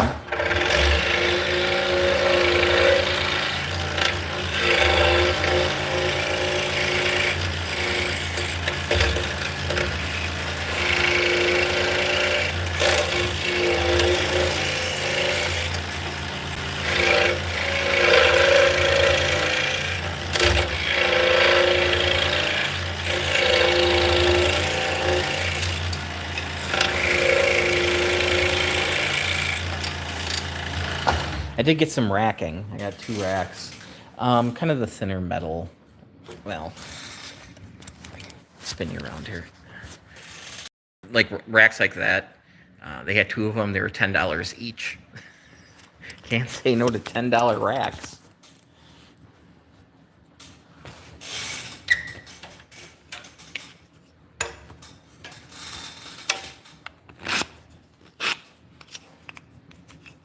So now we have 1, 2, 3, 4, 5, 6 in here. 6 different racks. Not including the racks with the inventory on. So, trying to stay organized.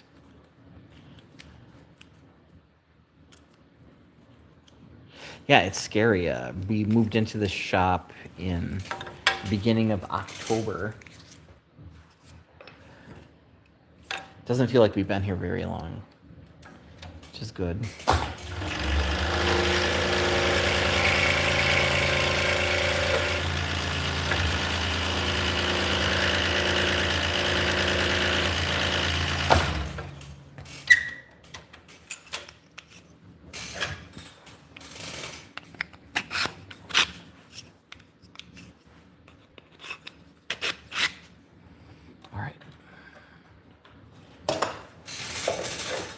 Gonna move this stick over to the lathe.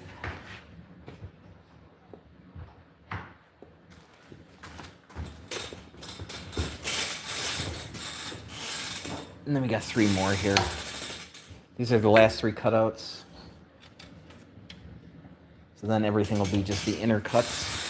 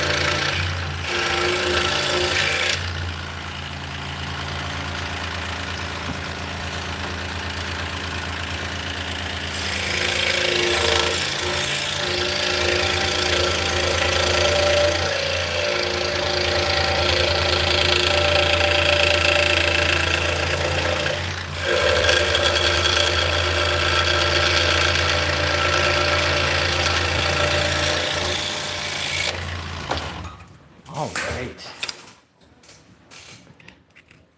Be glad when these are done.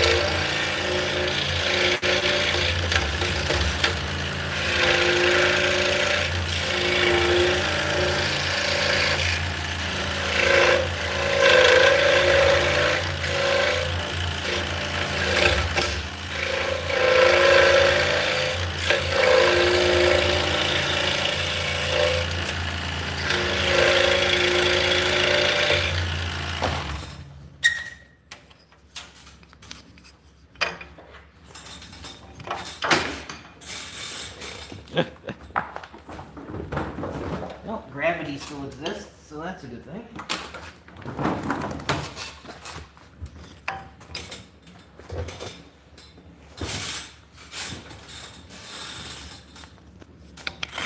So if you're just joining us, we are making some Turkish style drop spindles for spinning yarn.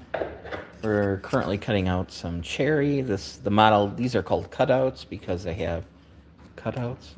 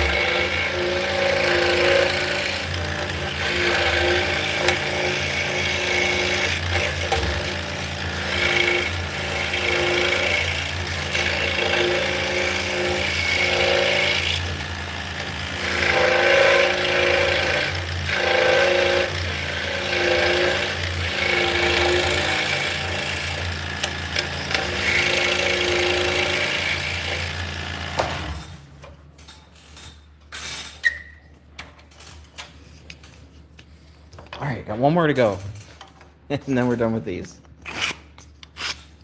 So we can continue to make different Turkish spindles, or we could go on the lathe and start making shafts for these. It's up to you guys.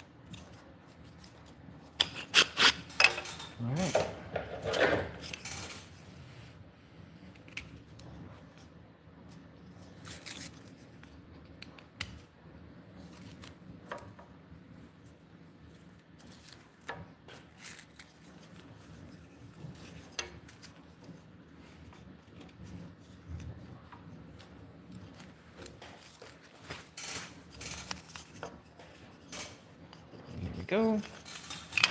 Got 4 more.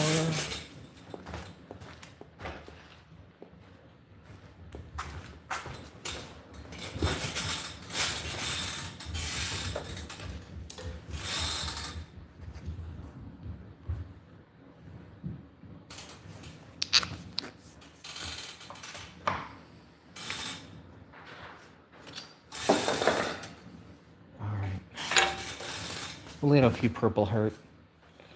I think I'm going to go to the lathe in a little bit. Seems like an adventure.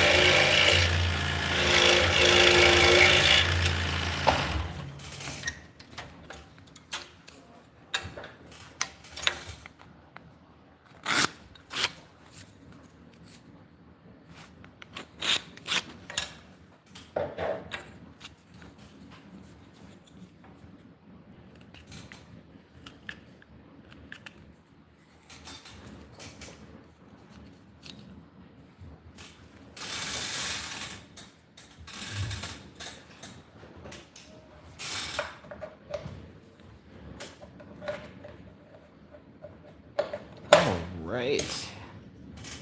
It's kind of going down here.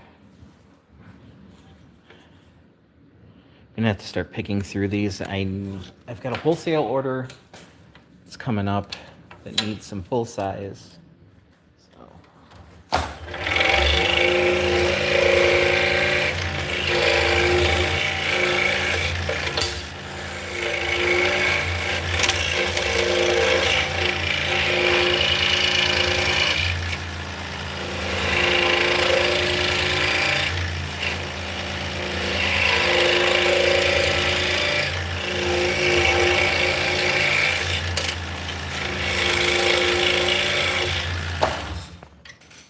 Old Bull. Do you know blades for cutting metal or steel? You can cut they do have metal cutting blades, but you're looking at, brass or copper or silver. They do make jeweler blades. Looks funny because of the frames, yeah.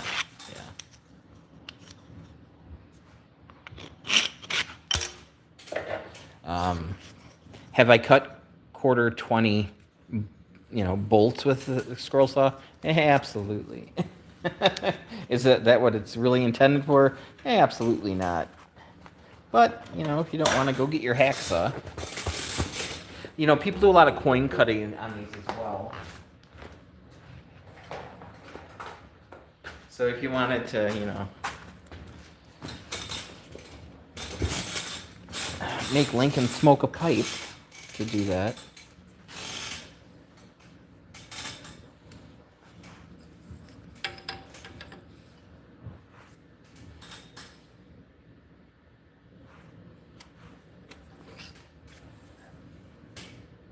Thank you. She's just about a year old now. She went from having all that orange on her to basically being black and gray, and now she's got like little splotches of orange coming out. So she is very cute. Her name is Luna. She's the destroyer of worlds.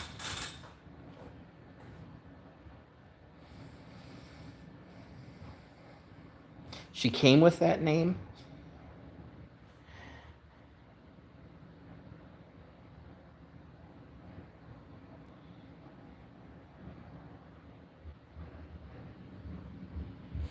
She's starting to get a little bit bigger now. We got her fixed a few months back. So that's Jordy. He is the beast. And there's little Luna. So yeah, she lost a lot of her orange.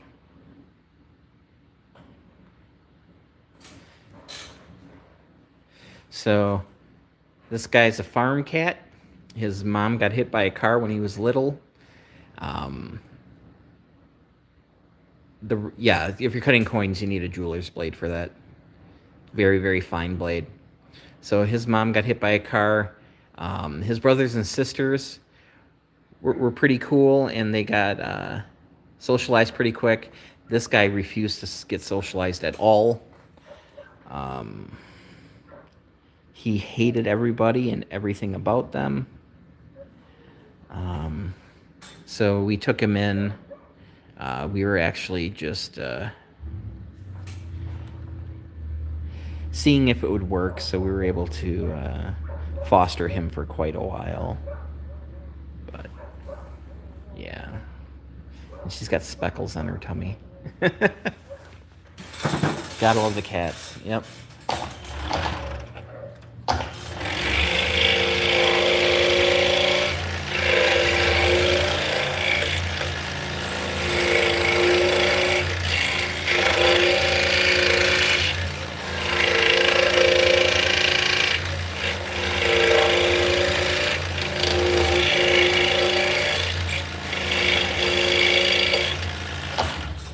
Yeah, so like if you're cutting coins, you'd make a jig or buy a jig to clamp it in. You wouldn't be sitting here trying to maneuver a penny around.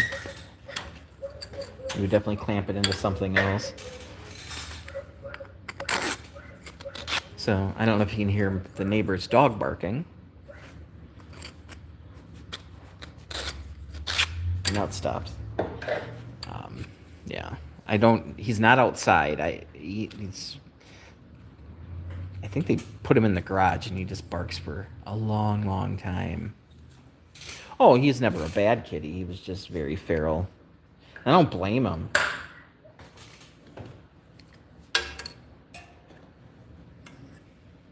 They had to trap him, and so he's very feral. Luna, the little kitty, she was also a barn cat that one of my girlfriend's friends trapped. Pretty feral when we got her, but yeah.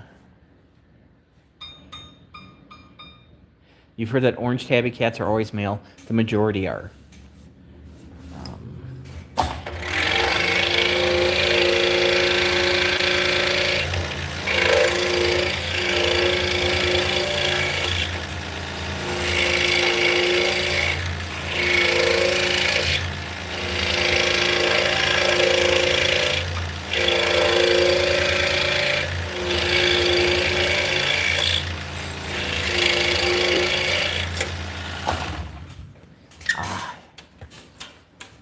Yeah, we had a female orange tabby. I think it's like one in every is it 1,000 or 10,000? It's rare, but it's not unheard of to have a female.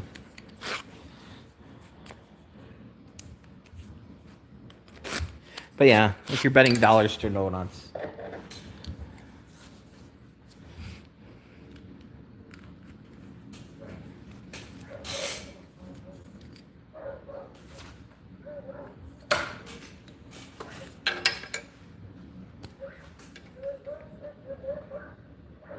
Yeah, prior to these cats, we had two brothers that were orange tabbies.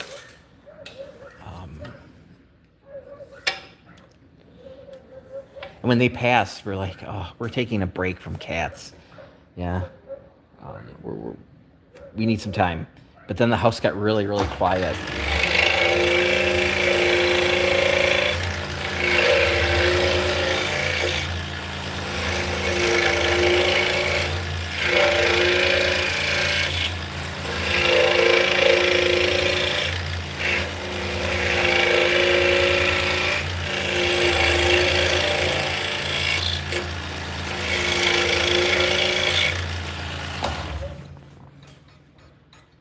What do you make? I make a lot of spindles. I make a lot of stuff. No, I make a lot of spindles. It's kind of my job. Ooh.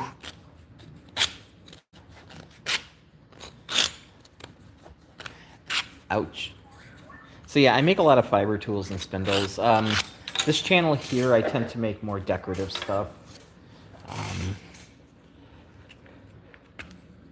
Most of the stuff I do is like introductory, beginner, confidence building stuff.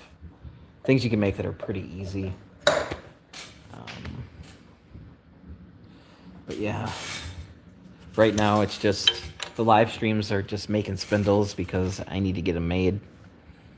I plan on start making long format videos again here, but it's probably going to be a couple weeks. Right now where I record videos, there's a big inflatable bed. I'm not ready to take it down.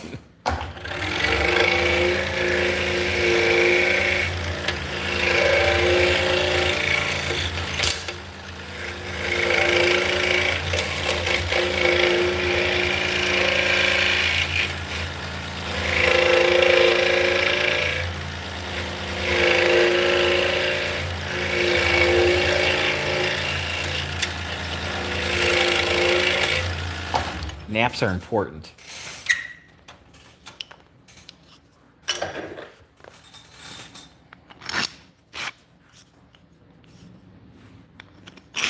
So Resident Alien's coming back. Another, what, less than a week. So it's going to be on Sci-Fi and, can't think of the other network, but it's going to be on Hulu Plus the week after it airs. Is it USA picked it up?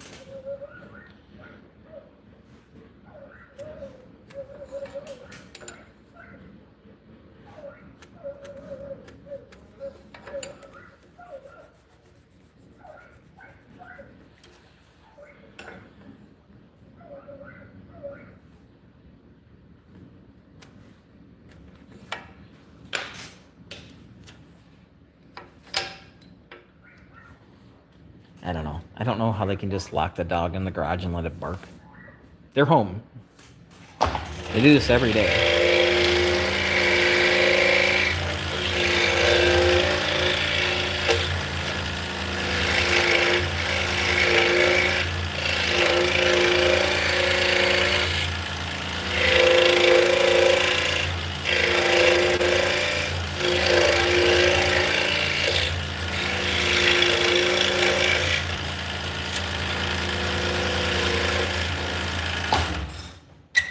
They could just drop them off over here. Hang out with the puppers. I was actually considering getting a shop cat. But I don't know if the cats at home would appreciate that too much. I brought Luna here one time, and that was a huge mistake. She was not too happy. She hid in a corner. Like, are you kidding me? We're right here.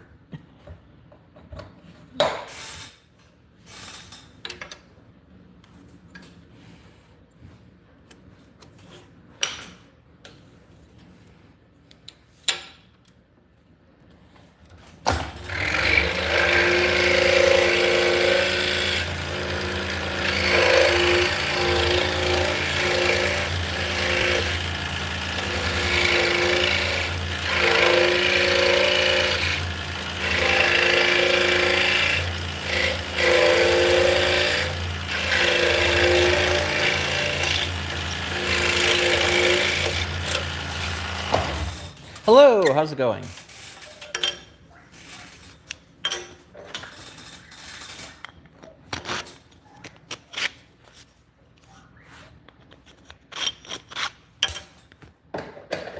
So we are making some Turkish drop spindles that you used to spin yarn with. This one here is African Paduk, which is very, very, very orange.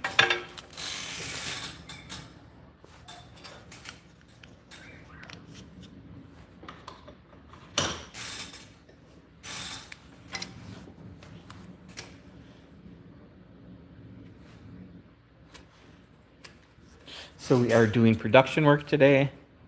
So I'm gonna just keep knocking these out.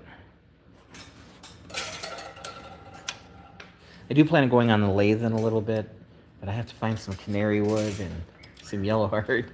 Probably in the next 45 minutes I'll go over there.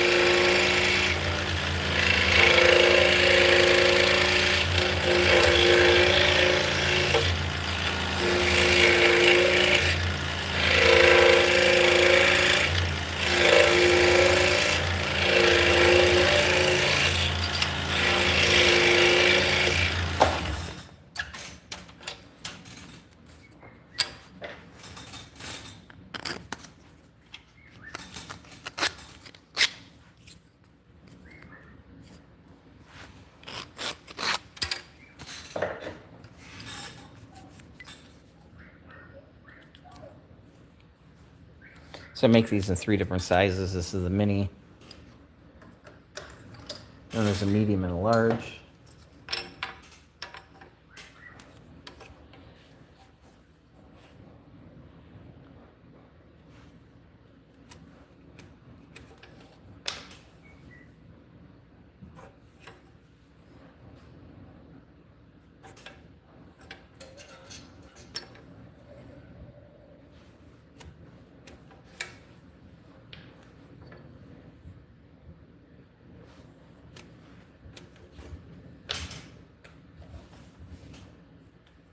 This one might not make it. We'll see.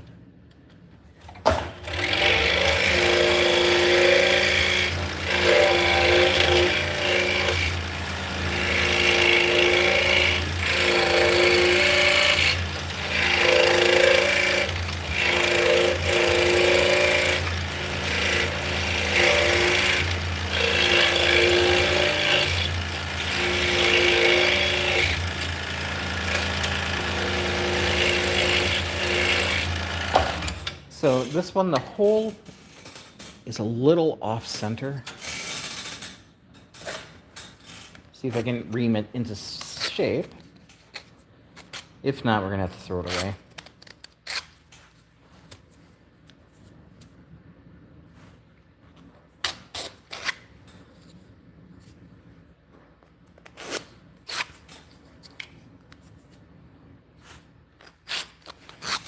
All right. So I was able to use the bastard file and get it centered. And it fits together fine. So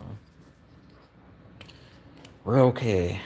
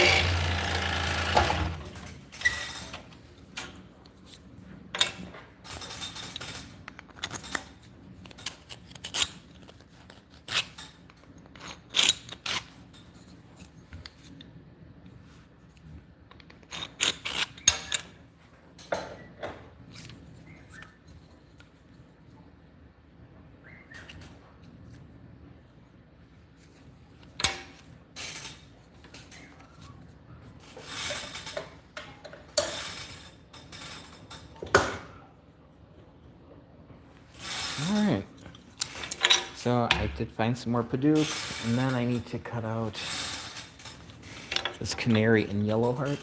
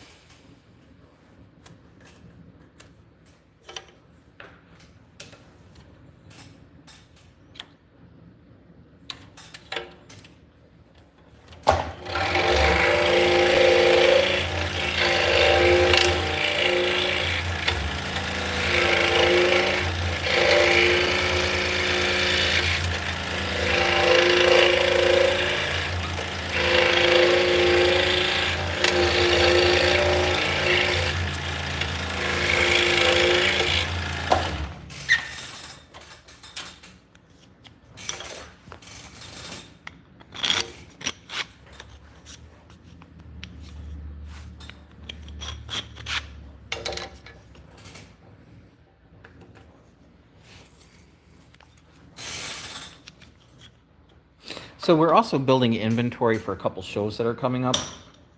So don't think like I'm selling like 30 of these a day. That's not happening. Ow.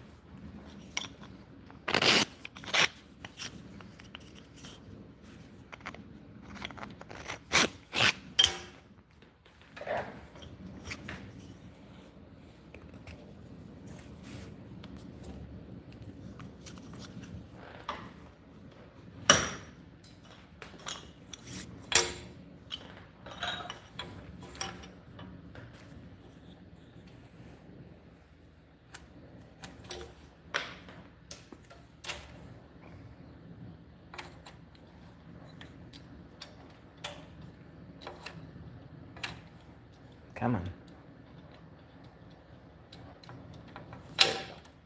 Sometimes finding that pilot hole is a little bit hard. Entry hole, not really a pilot.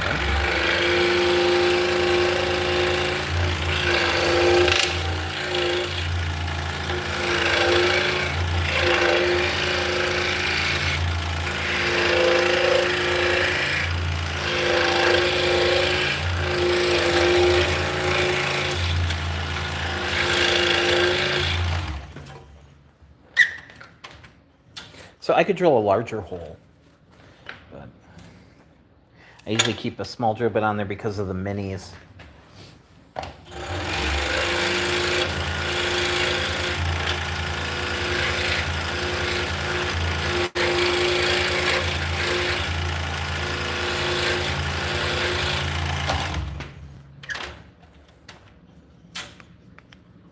Oh, okay, I missed the stuff. Okay. What kind of shows? Yeah, we do fiber shows, fiber festivals.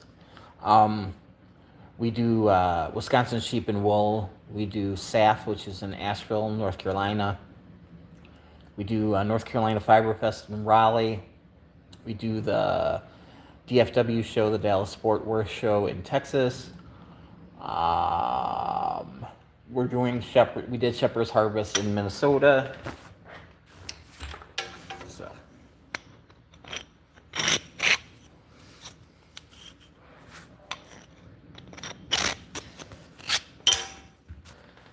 This year, I am going to make a bunch of holiday stuff tied into this channel here, and then we're going to get into some local holiday markets if we can. Otherwise, we'll set up a separate Etsy page for that.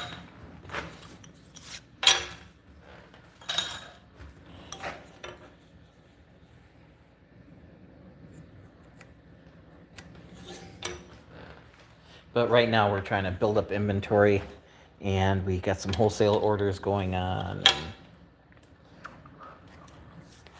So we're kind of focusing on the whole spindle thing right now.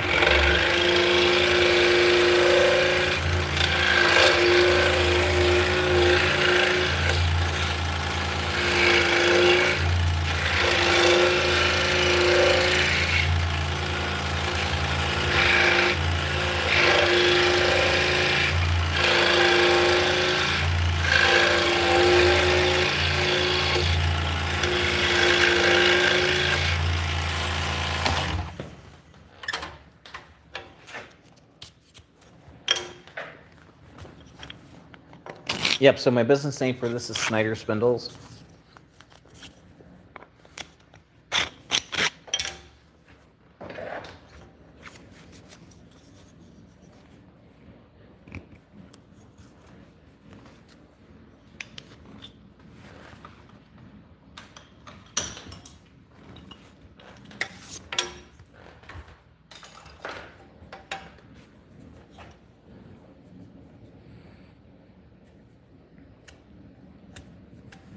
Yeah, we're looking at getting into fiber shows that are closer to home.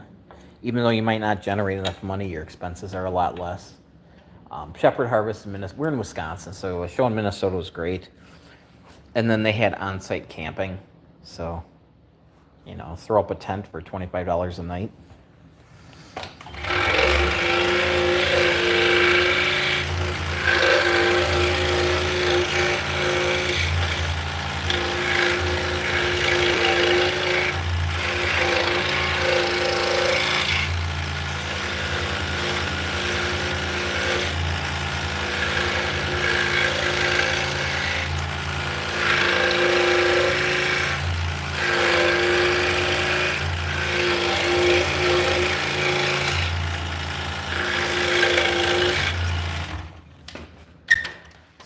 Being able to stay on the fairgrounds is kind of nice.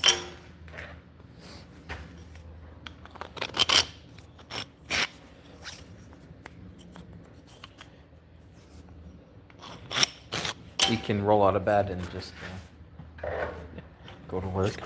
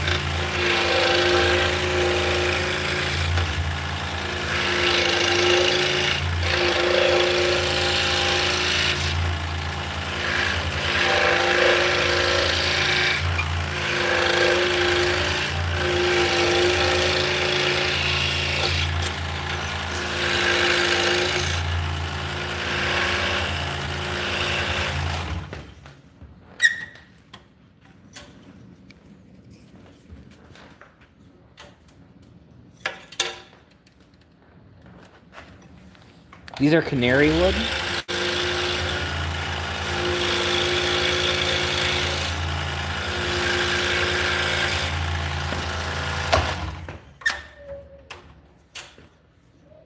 Some more yellow. It's got a little bit of pink in it.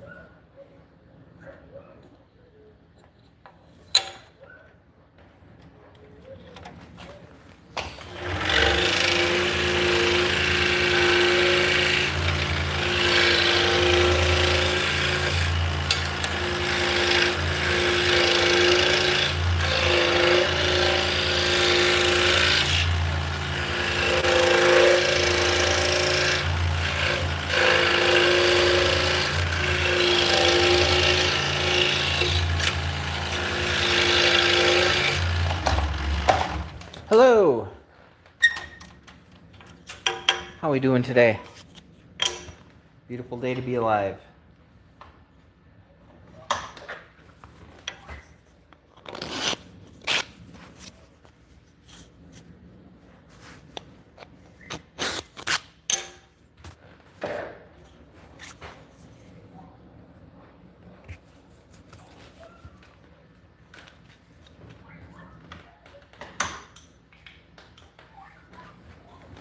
We got 6 more of these and then we'll head over to the lathe.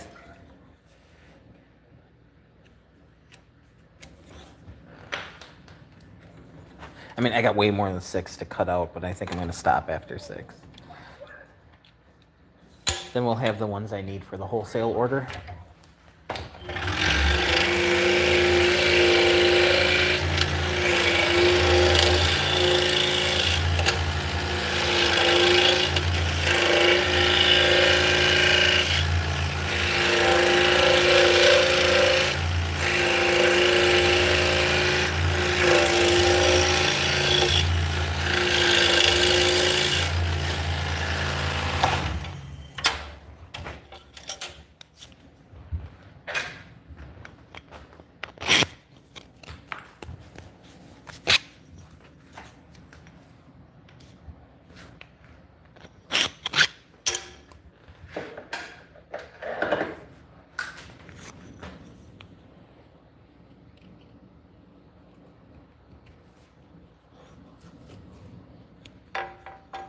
Oh, nice.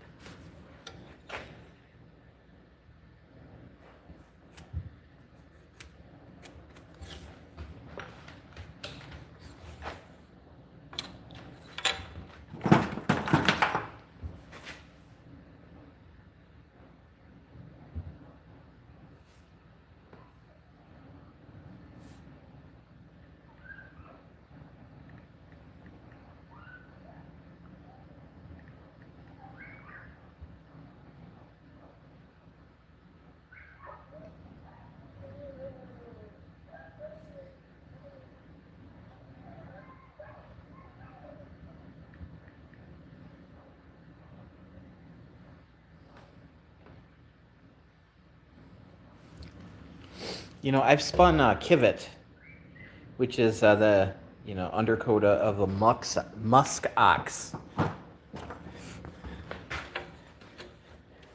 Very warm, very soft. Very expensive. Not a lot of musk ox running around here.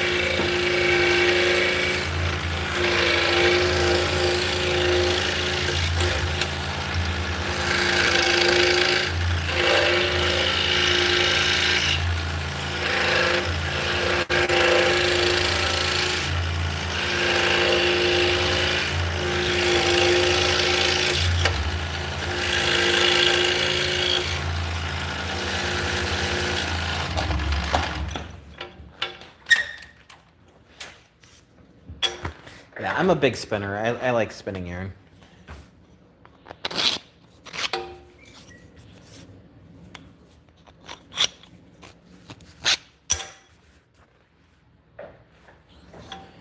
I don't teach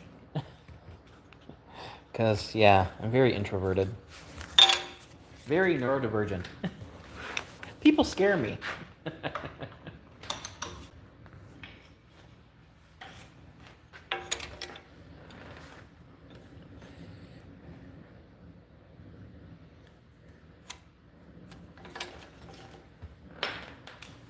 I do a lot of demoing, though. That shows I'm always spinning.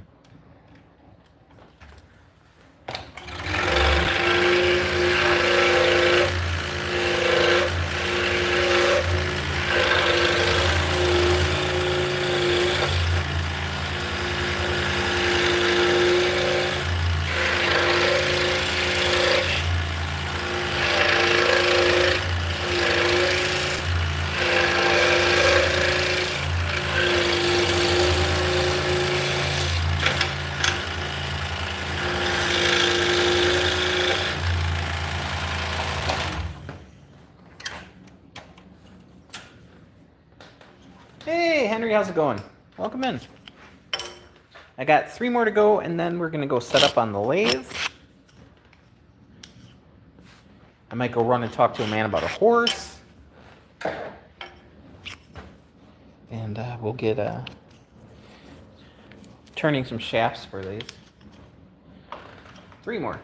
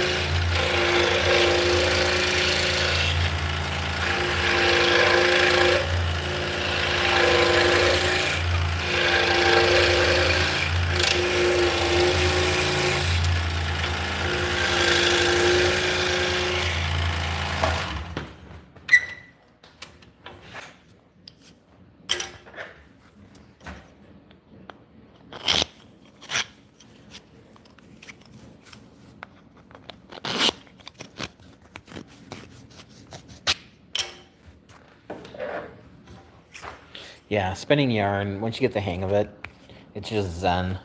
It's magic.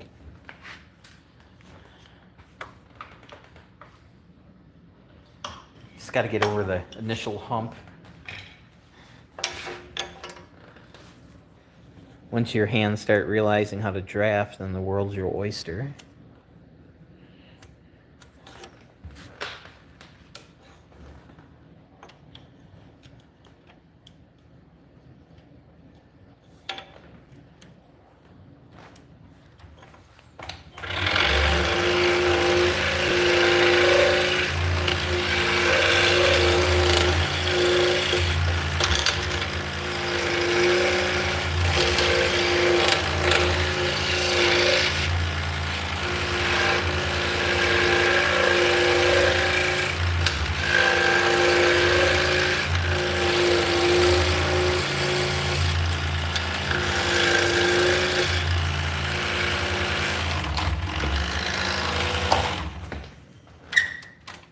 So I am using a foot pedal to turn the saw on and off.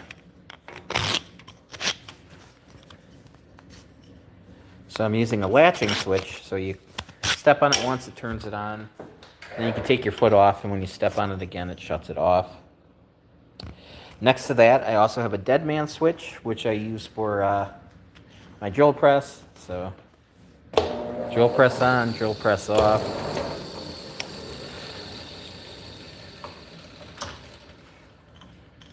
Lets you keep both hands on your work, and it also saves wear and tear on the switches on the machinery. DeWalt and Delta scroll saws are notorious for their power switch wearing out. It got to the point where I would just run it until it would break, and rather than get it fixed, I would just bypass the switch and then use a foot pedal.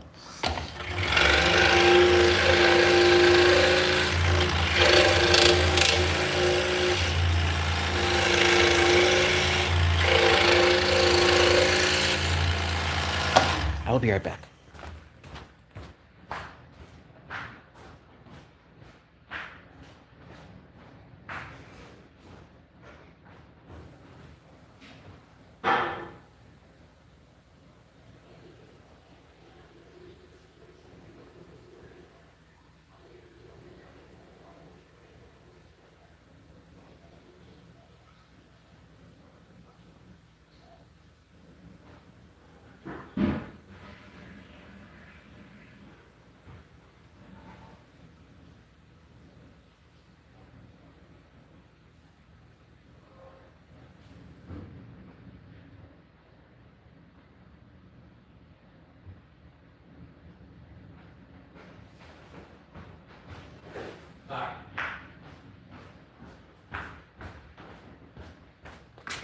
Sorry about that. Yeah, so I go to wash my hands, and it's like, oh my god, orange everywhere.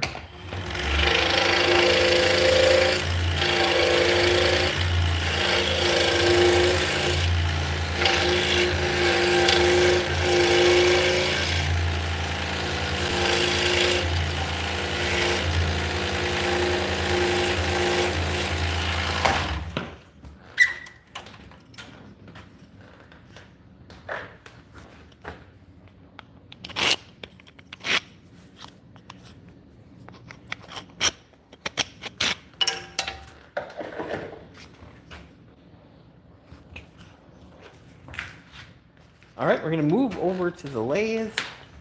Let me get this up over here first.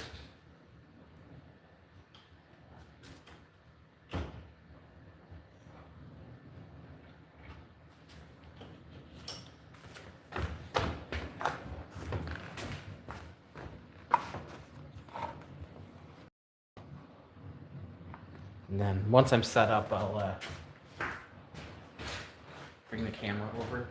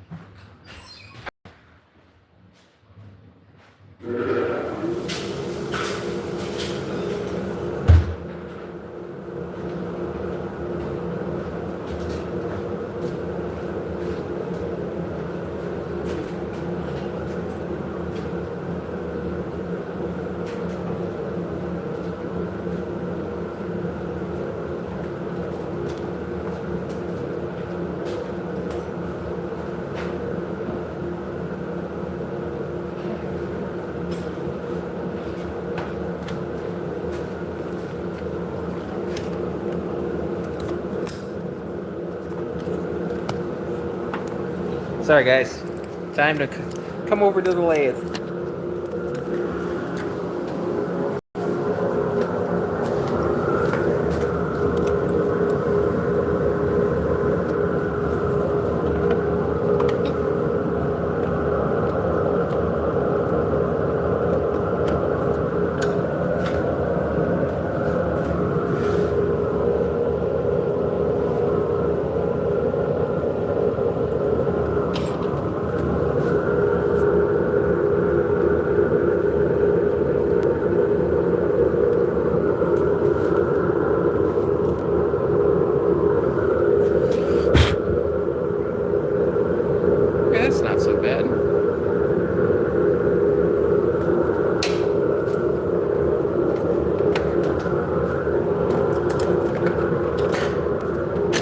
All right, so we're going to be turning hard maple.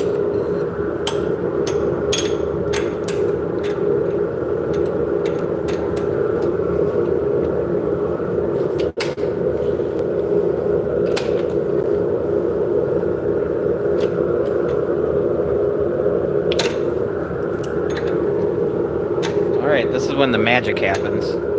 Abracadabra.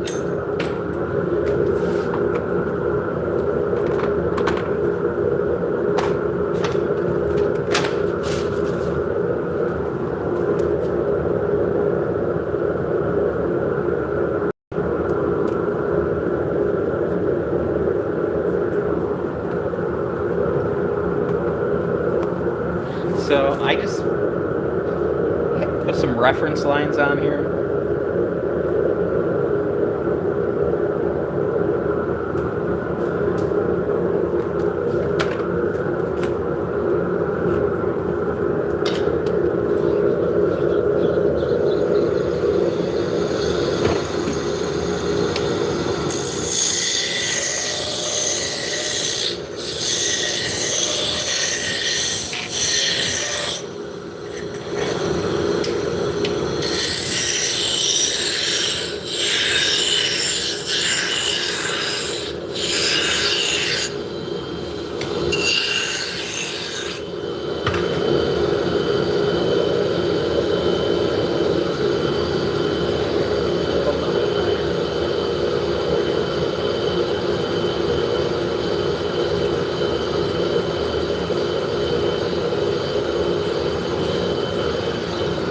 Alright, so the exhaust I'm just gonna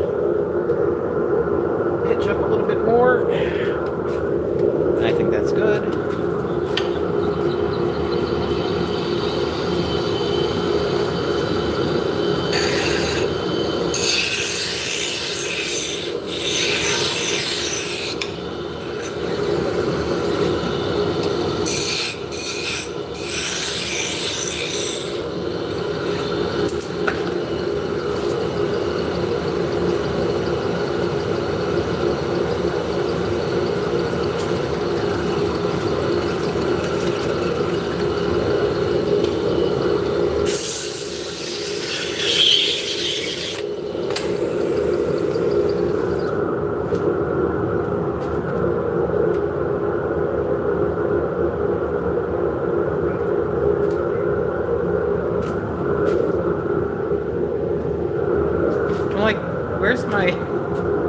test thing. It's right there.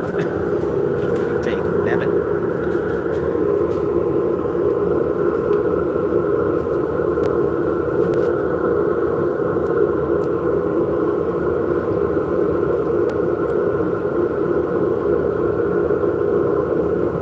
I don't know, is that better?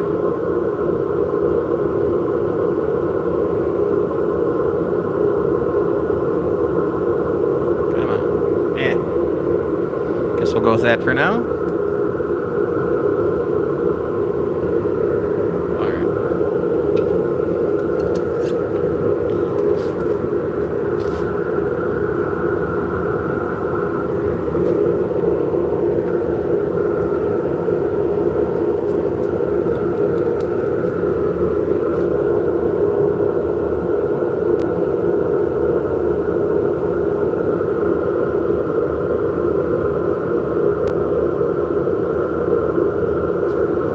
I think that'll work.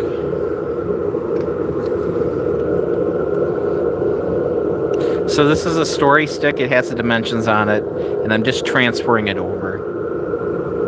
So I'm making an 8-inch, so I use these two, and then these 3 in the bottom. I made this cutout so I can register against my test roll here. That way they're all just about the same.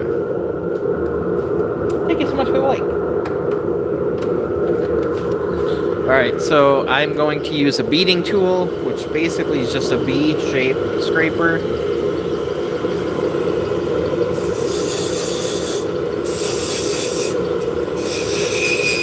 So I'm bringing it in and I'm moving it back and forth because if I don't do that, it's going to have a whole bunch of lines on it. It's going to have chatter, which I don't want. Now I have some wire on handles. I'm going to burn in some decorative lines between the two beads. Come up to the top with my skew. I'm going to mark in where the finial is on the top. And then define the diameter underneath the finial. And I'm going to taper the two together. Then we're going to turn the speed down and we're going to sand it out. Starting with a medium grit.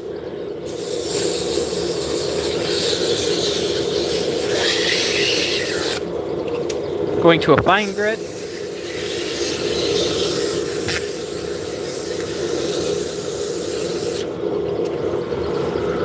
Take some wood chips, turn the speed back up. We're going to burnish the surface. So think of burnishing like a friction polish.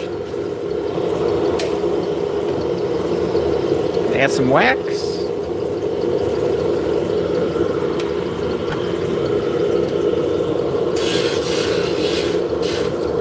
So the tin that has my wax in is actually glued onto there.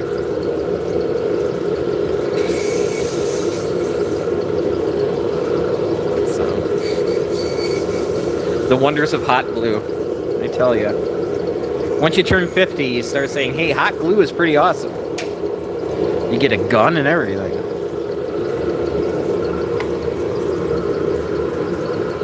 Hello, how's it going? Welcome in.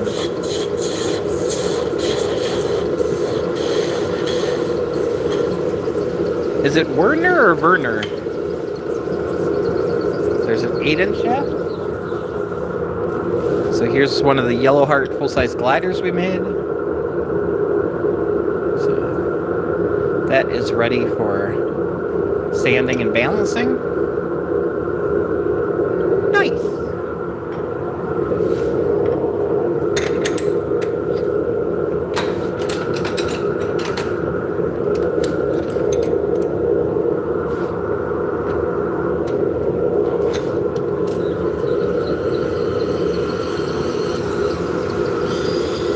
Alright, when I order these, I order them oversized so I can true them up.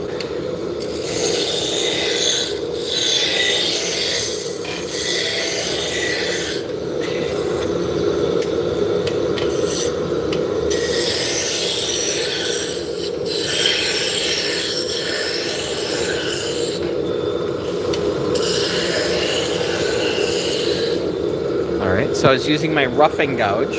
See how it's got a pretty U shape. And I'm going to go to my spindle gouge, which is much more open. It's much flatter. So it doesn't take off as much material. But it leaves a much cleaner finish.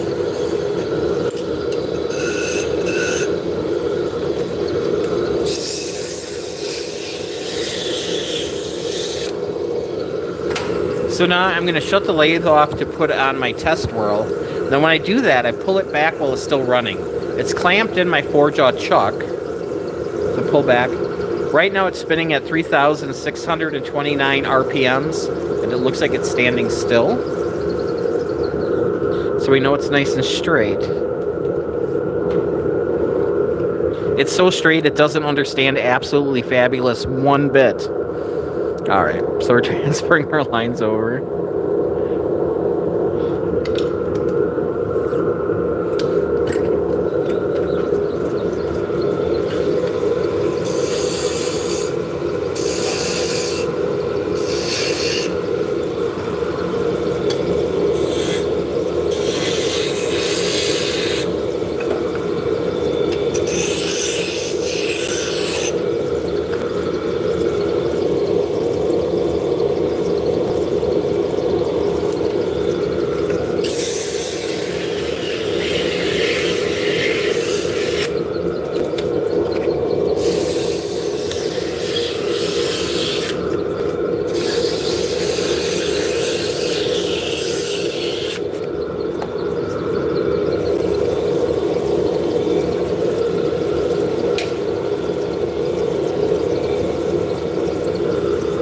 You know, it's really hard throwing wood chips into the chute without looking like that Salt Bay guy. It's much better if salt rubs on somebody's elbow and forearm first.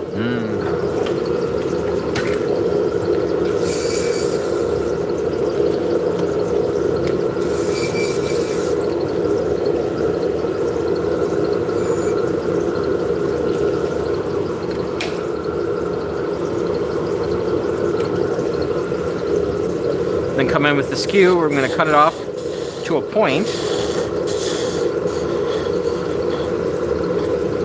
And then the point will be refined and wax will be added to that in the next step.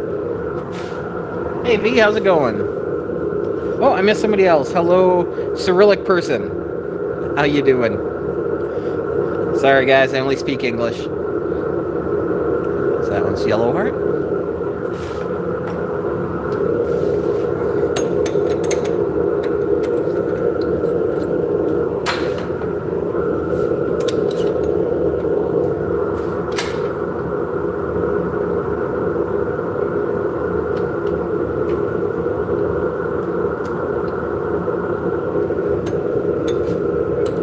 Alright, so I've got it centered. Now I'm actually going to back off the tailstock.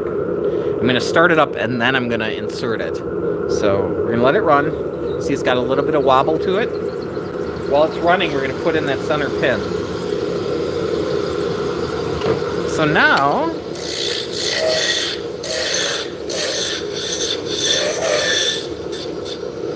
we back off the tailstock. It's running much nicer.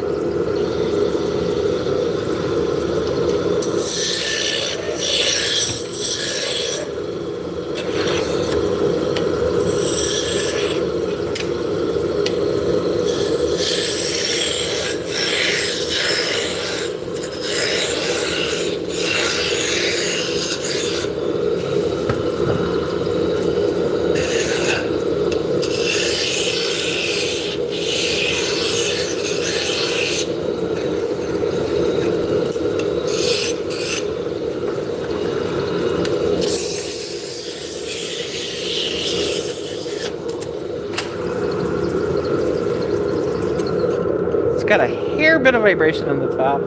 So I think instead of an 8-inch, we're going to make it into a 7. Probably would have worked as an 8 as well, but there's just a little bit of chatter up here.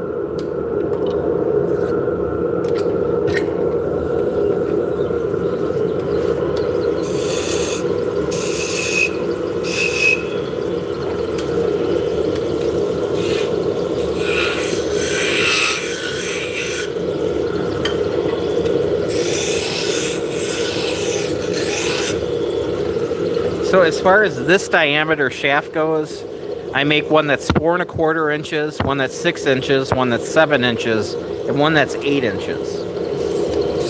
So we're shooting for 8-inch shafts, but if something's wrong with it, I can make something shorter.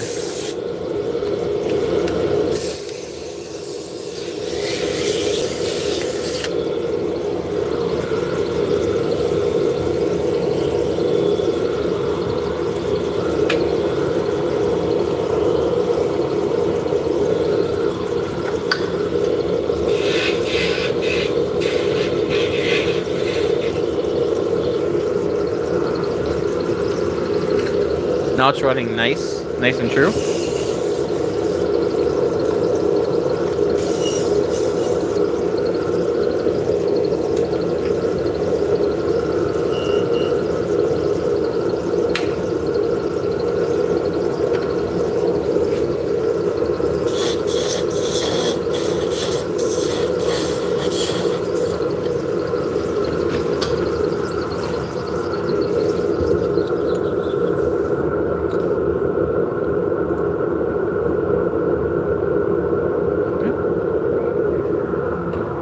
That one needs a little balancing, not a big deal.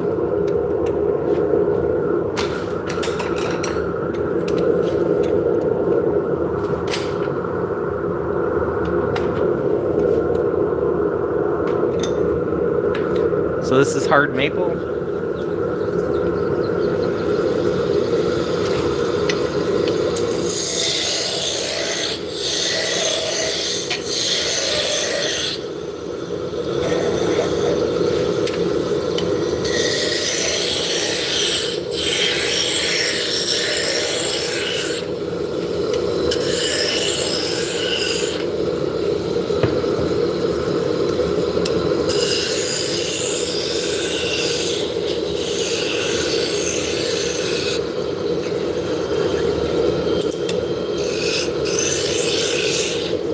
Now, there's a lot of supporting that's going on because it's so thin. If I would just take the tool in and start cutting on it, you can see it flexes.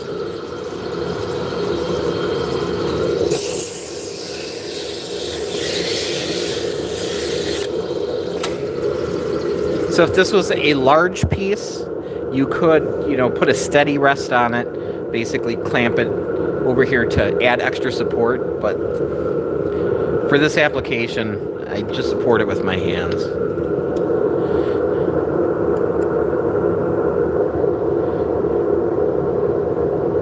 Your high school wood teacher might kick you off the lathe if you do that, but, it's kind of a specialty thing. I'm supporting here, too, because if I just go straight in, I'm just going to add vibration in there.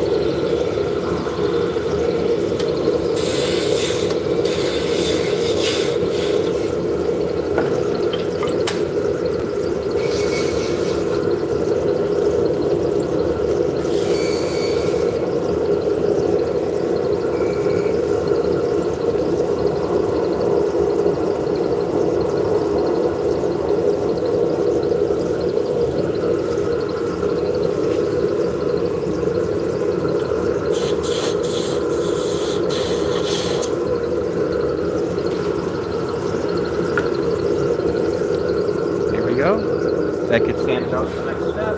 So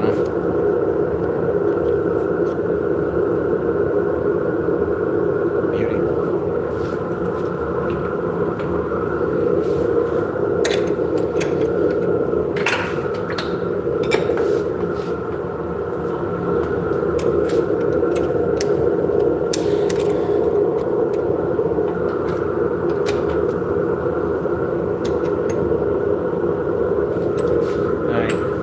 I can already see this one is gonna be fine. A little bit of wiggle.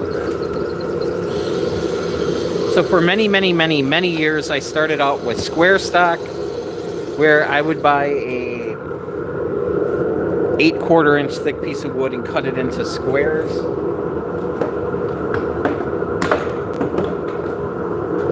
So I would start out with something like this and then turn it from there. By starting out with the doweling, it just saves me some waste because I'm not getting rid of all that material to get it into a circle. Plus, then I don't have to take the time to machine it.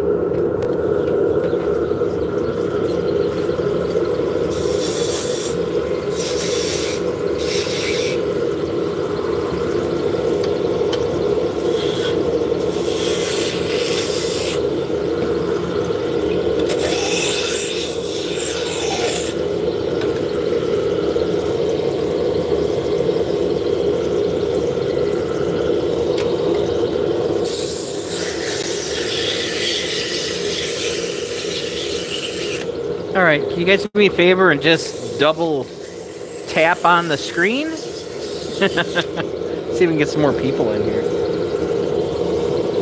I'm very grateful that there's 40 people in here, don't get me wrong.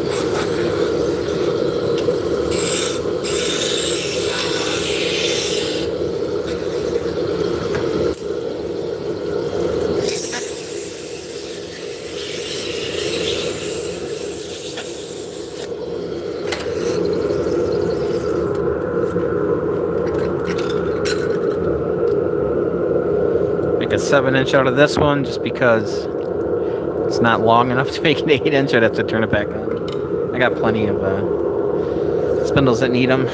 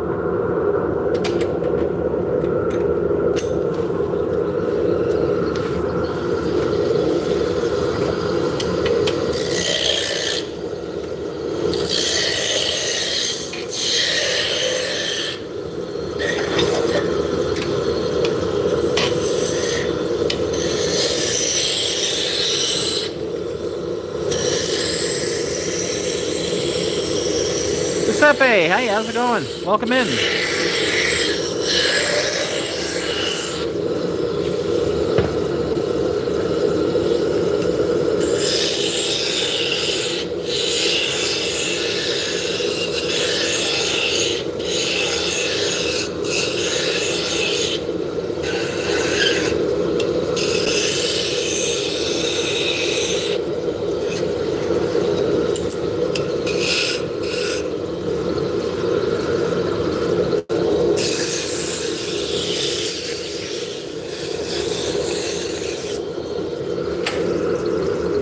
A little bit of vibration.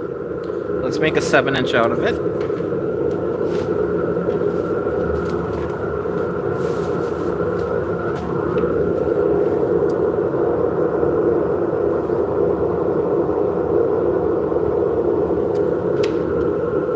So we're shooting for 8, but if we can get anything out of them, we're good.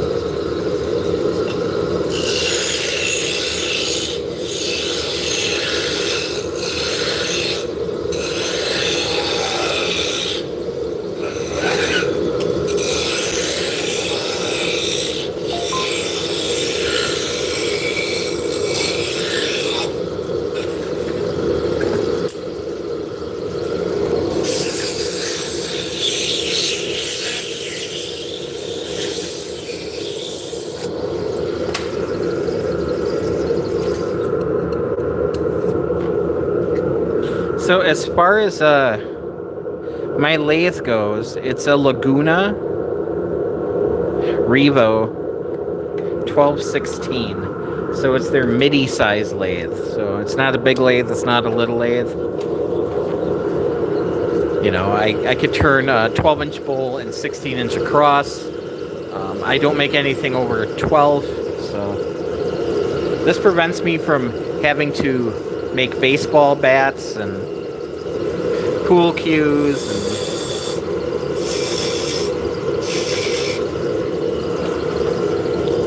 when I bought this lathe, I was working out of a 10 by 10 foot bedroom. But now that I'm in a larger space, I don't really turn anything bigger, so...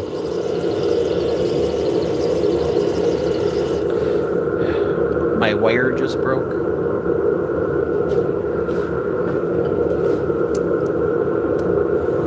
So this is wire that comes with picture frame hanging kits.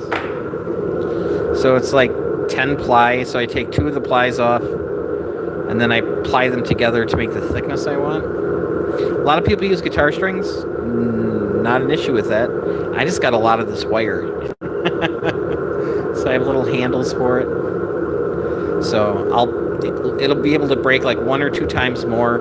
And then after that, I will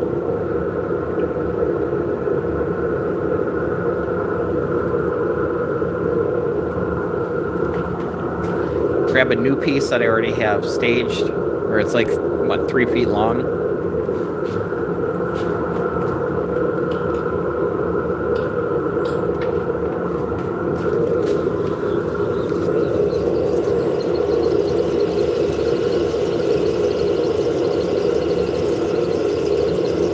So I do have magnets on a lot of stuff I have here.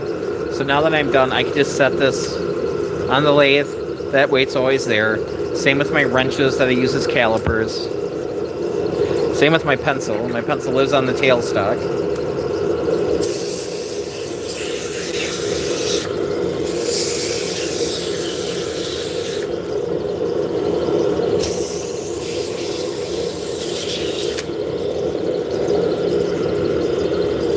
When you're doing production work, a lot of it is just having everything you need right at the tip of your fingers, so you don't have to think about it.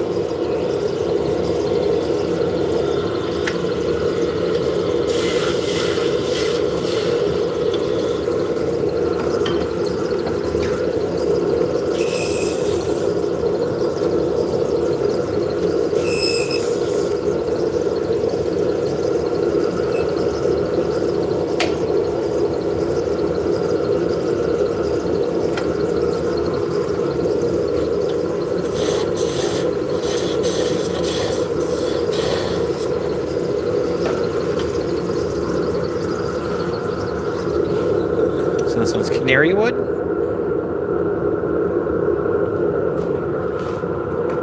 So, I back you out here. So, it was set up. So my roughing gouge is the only one that's on the bench. So I know where that is. Then I come over here. Then I have my spindle gouge. And everything is pitched back and sitting on the end. You know, you got to be careful. The points are up, but I don't want to dull them by having them down in something. Then my skew, then my beading tool, and then I have a cutoff tool here, and then just a random carbide circle, which I use for something else. So these 3 right here, these 4 tools. So the ones with this color handle are Robert Sorby's. They're made in England, in Sheffield. And then these 2 are actually part of a $80 kit from Harbor Freight. But they work, so I am happy with them. So I know where everything is. It's all within reach. I don't have to look. I just grab it because I know where they are. So pencil always there.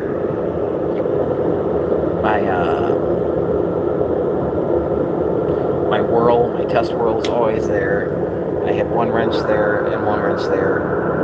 And there's my wire for burning lines. And then I have a little setup here where I have everything staged. So these are the maple doweling that I'm working with right now. And then when I run out, I have some in a box down there. And then got a monitor there, so I can see, you know, 10 minutes ago somebody said hi.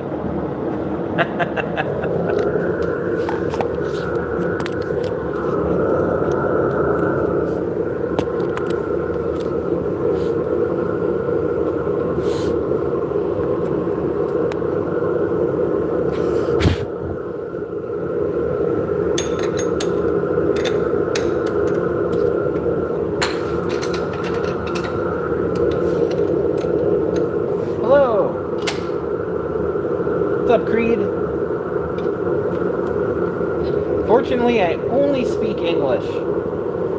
I'm a product of the American educational system.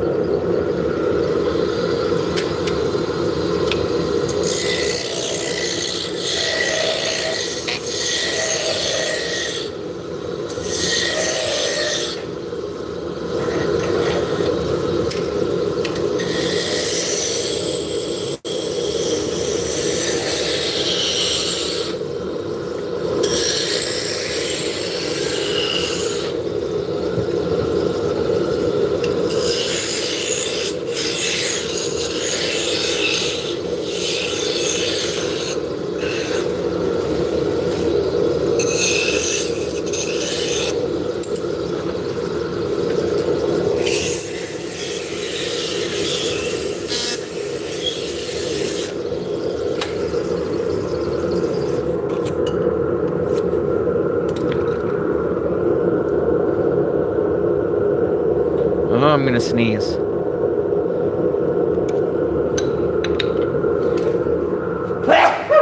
Excuse me. I tried putting my finger under my nose, but it didn't. Well, it never works on Scooby-Doo either, so.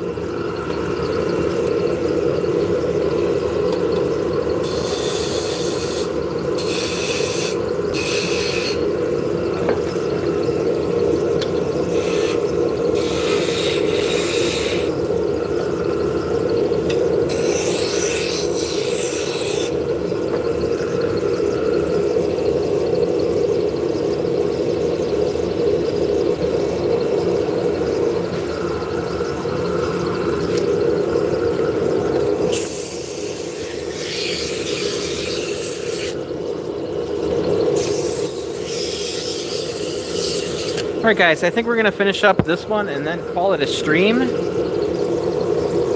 I need to get some food in my system. I'd like to thank you guys for hanging out with me. I really appreciate it. If you're interested in beginner woodworking, please feel free to subscribe. I've been kind of focusing on scroll saw stuff, but you can do other things as well.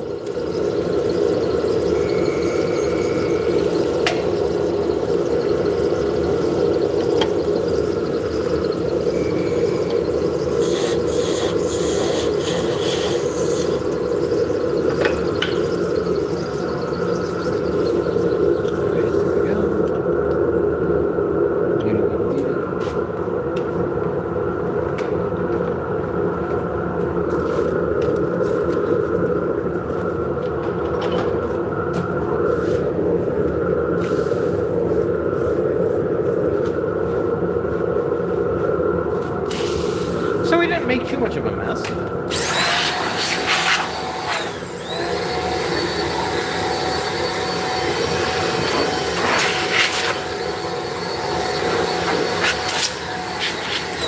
So I got this little blower here. Got this off Amazon. I don't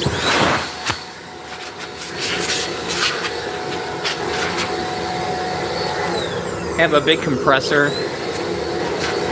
And I really don't want to be using my shop vac to blow air around. So this little thing is just super amazing. Alright guys, thanks a lot. Have fun. And I'll see you next time.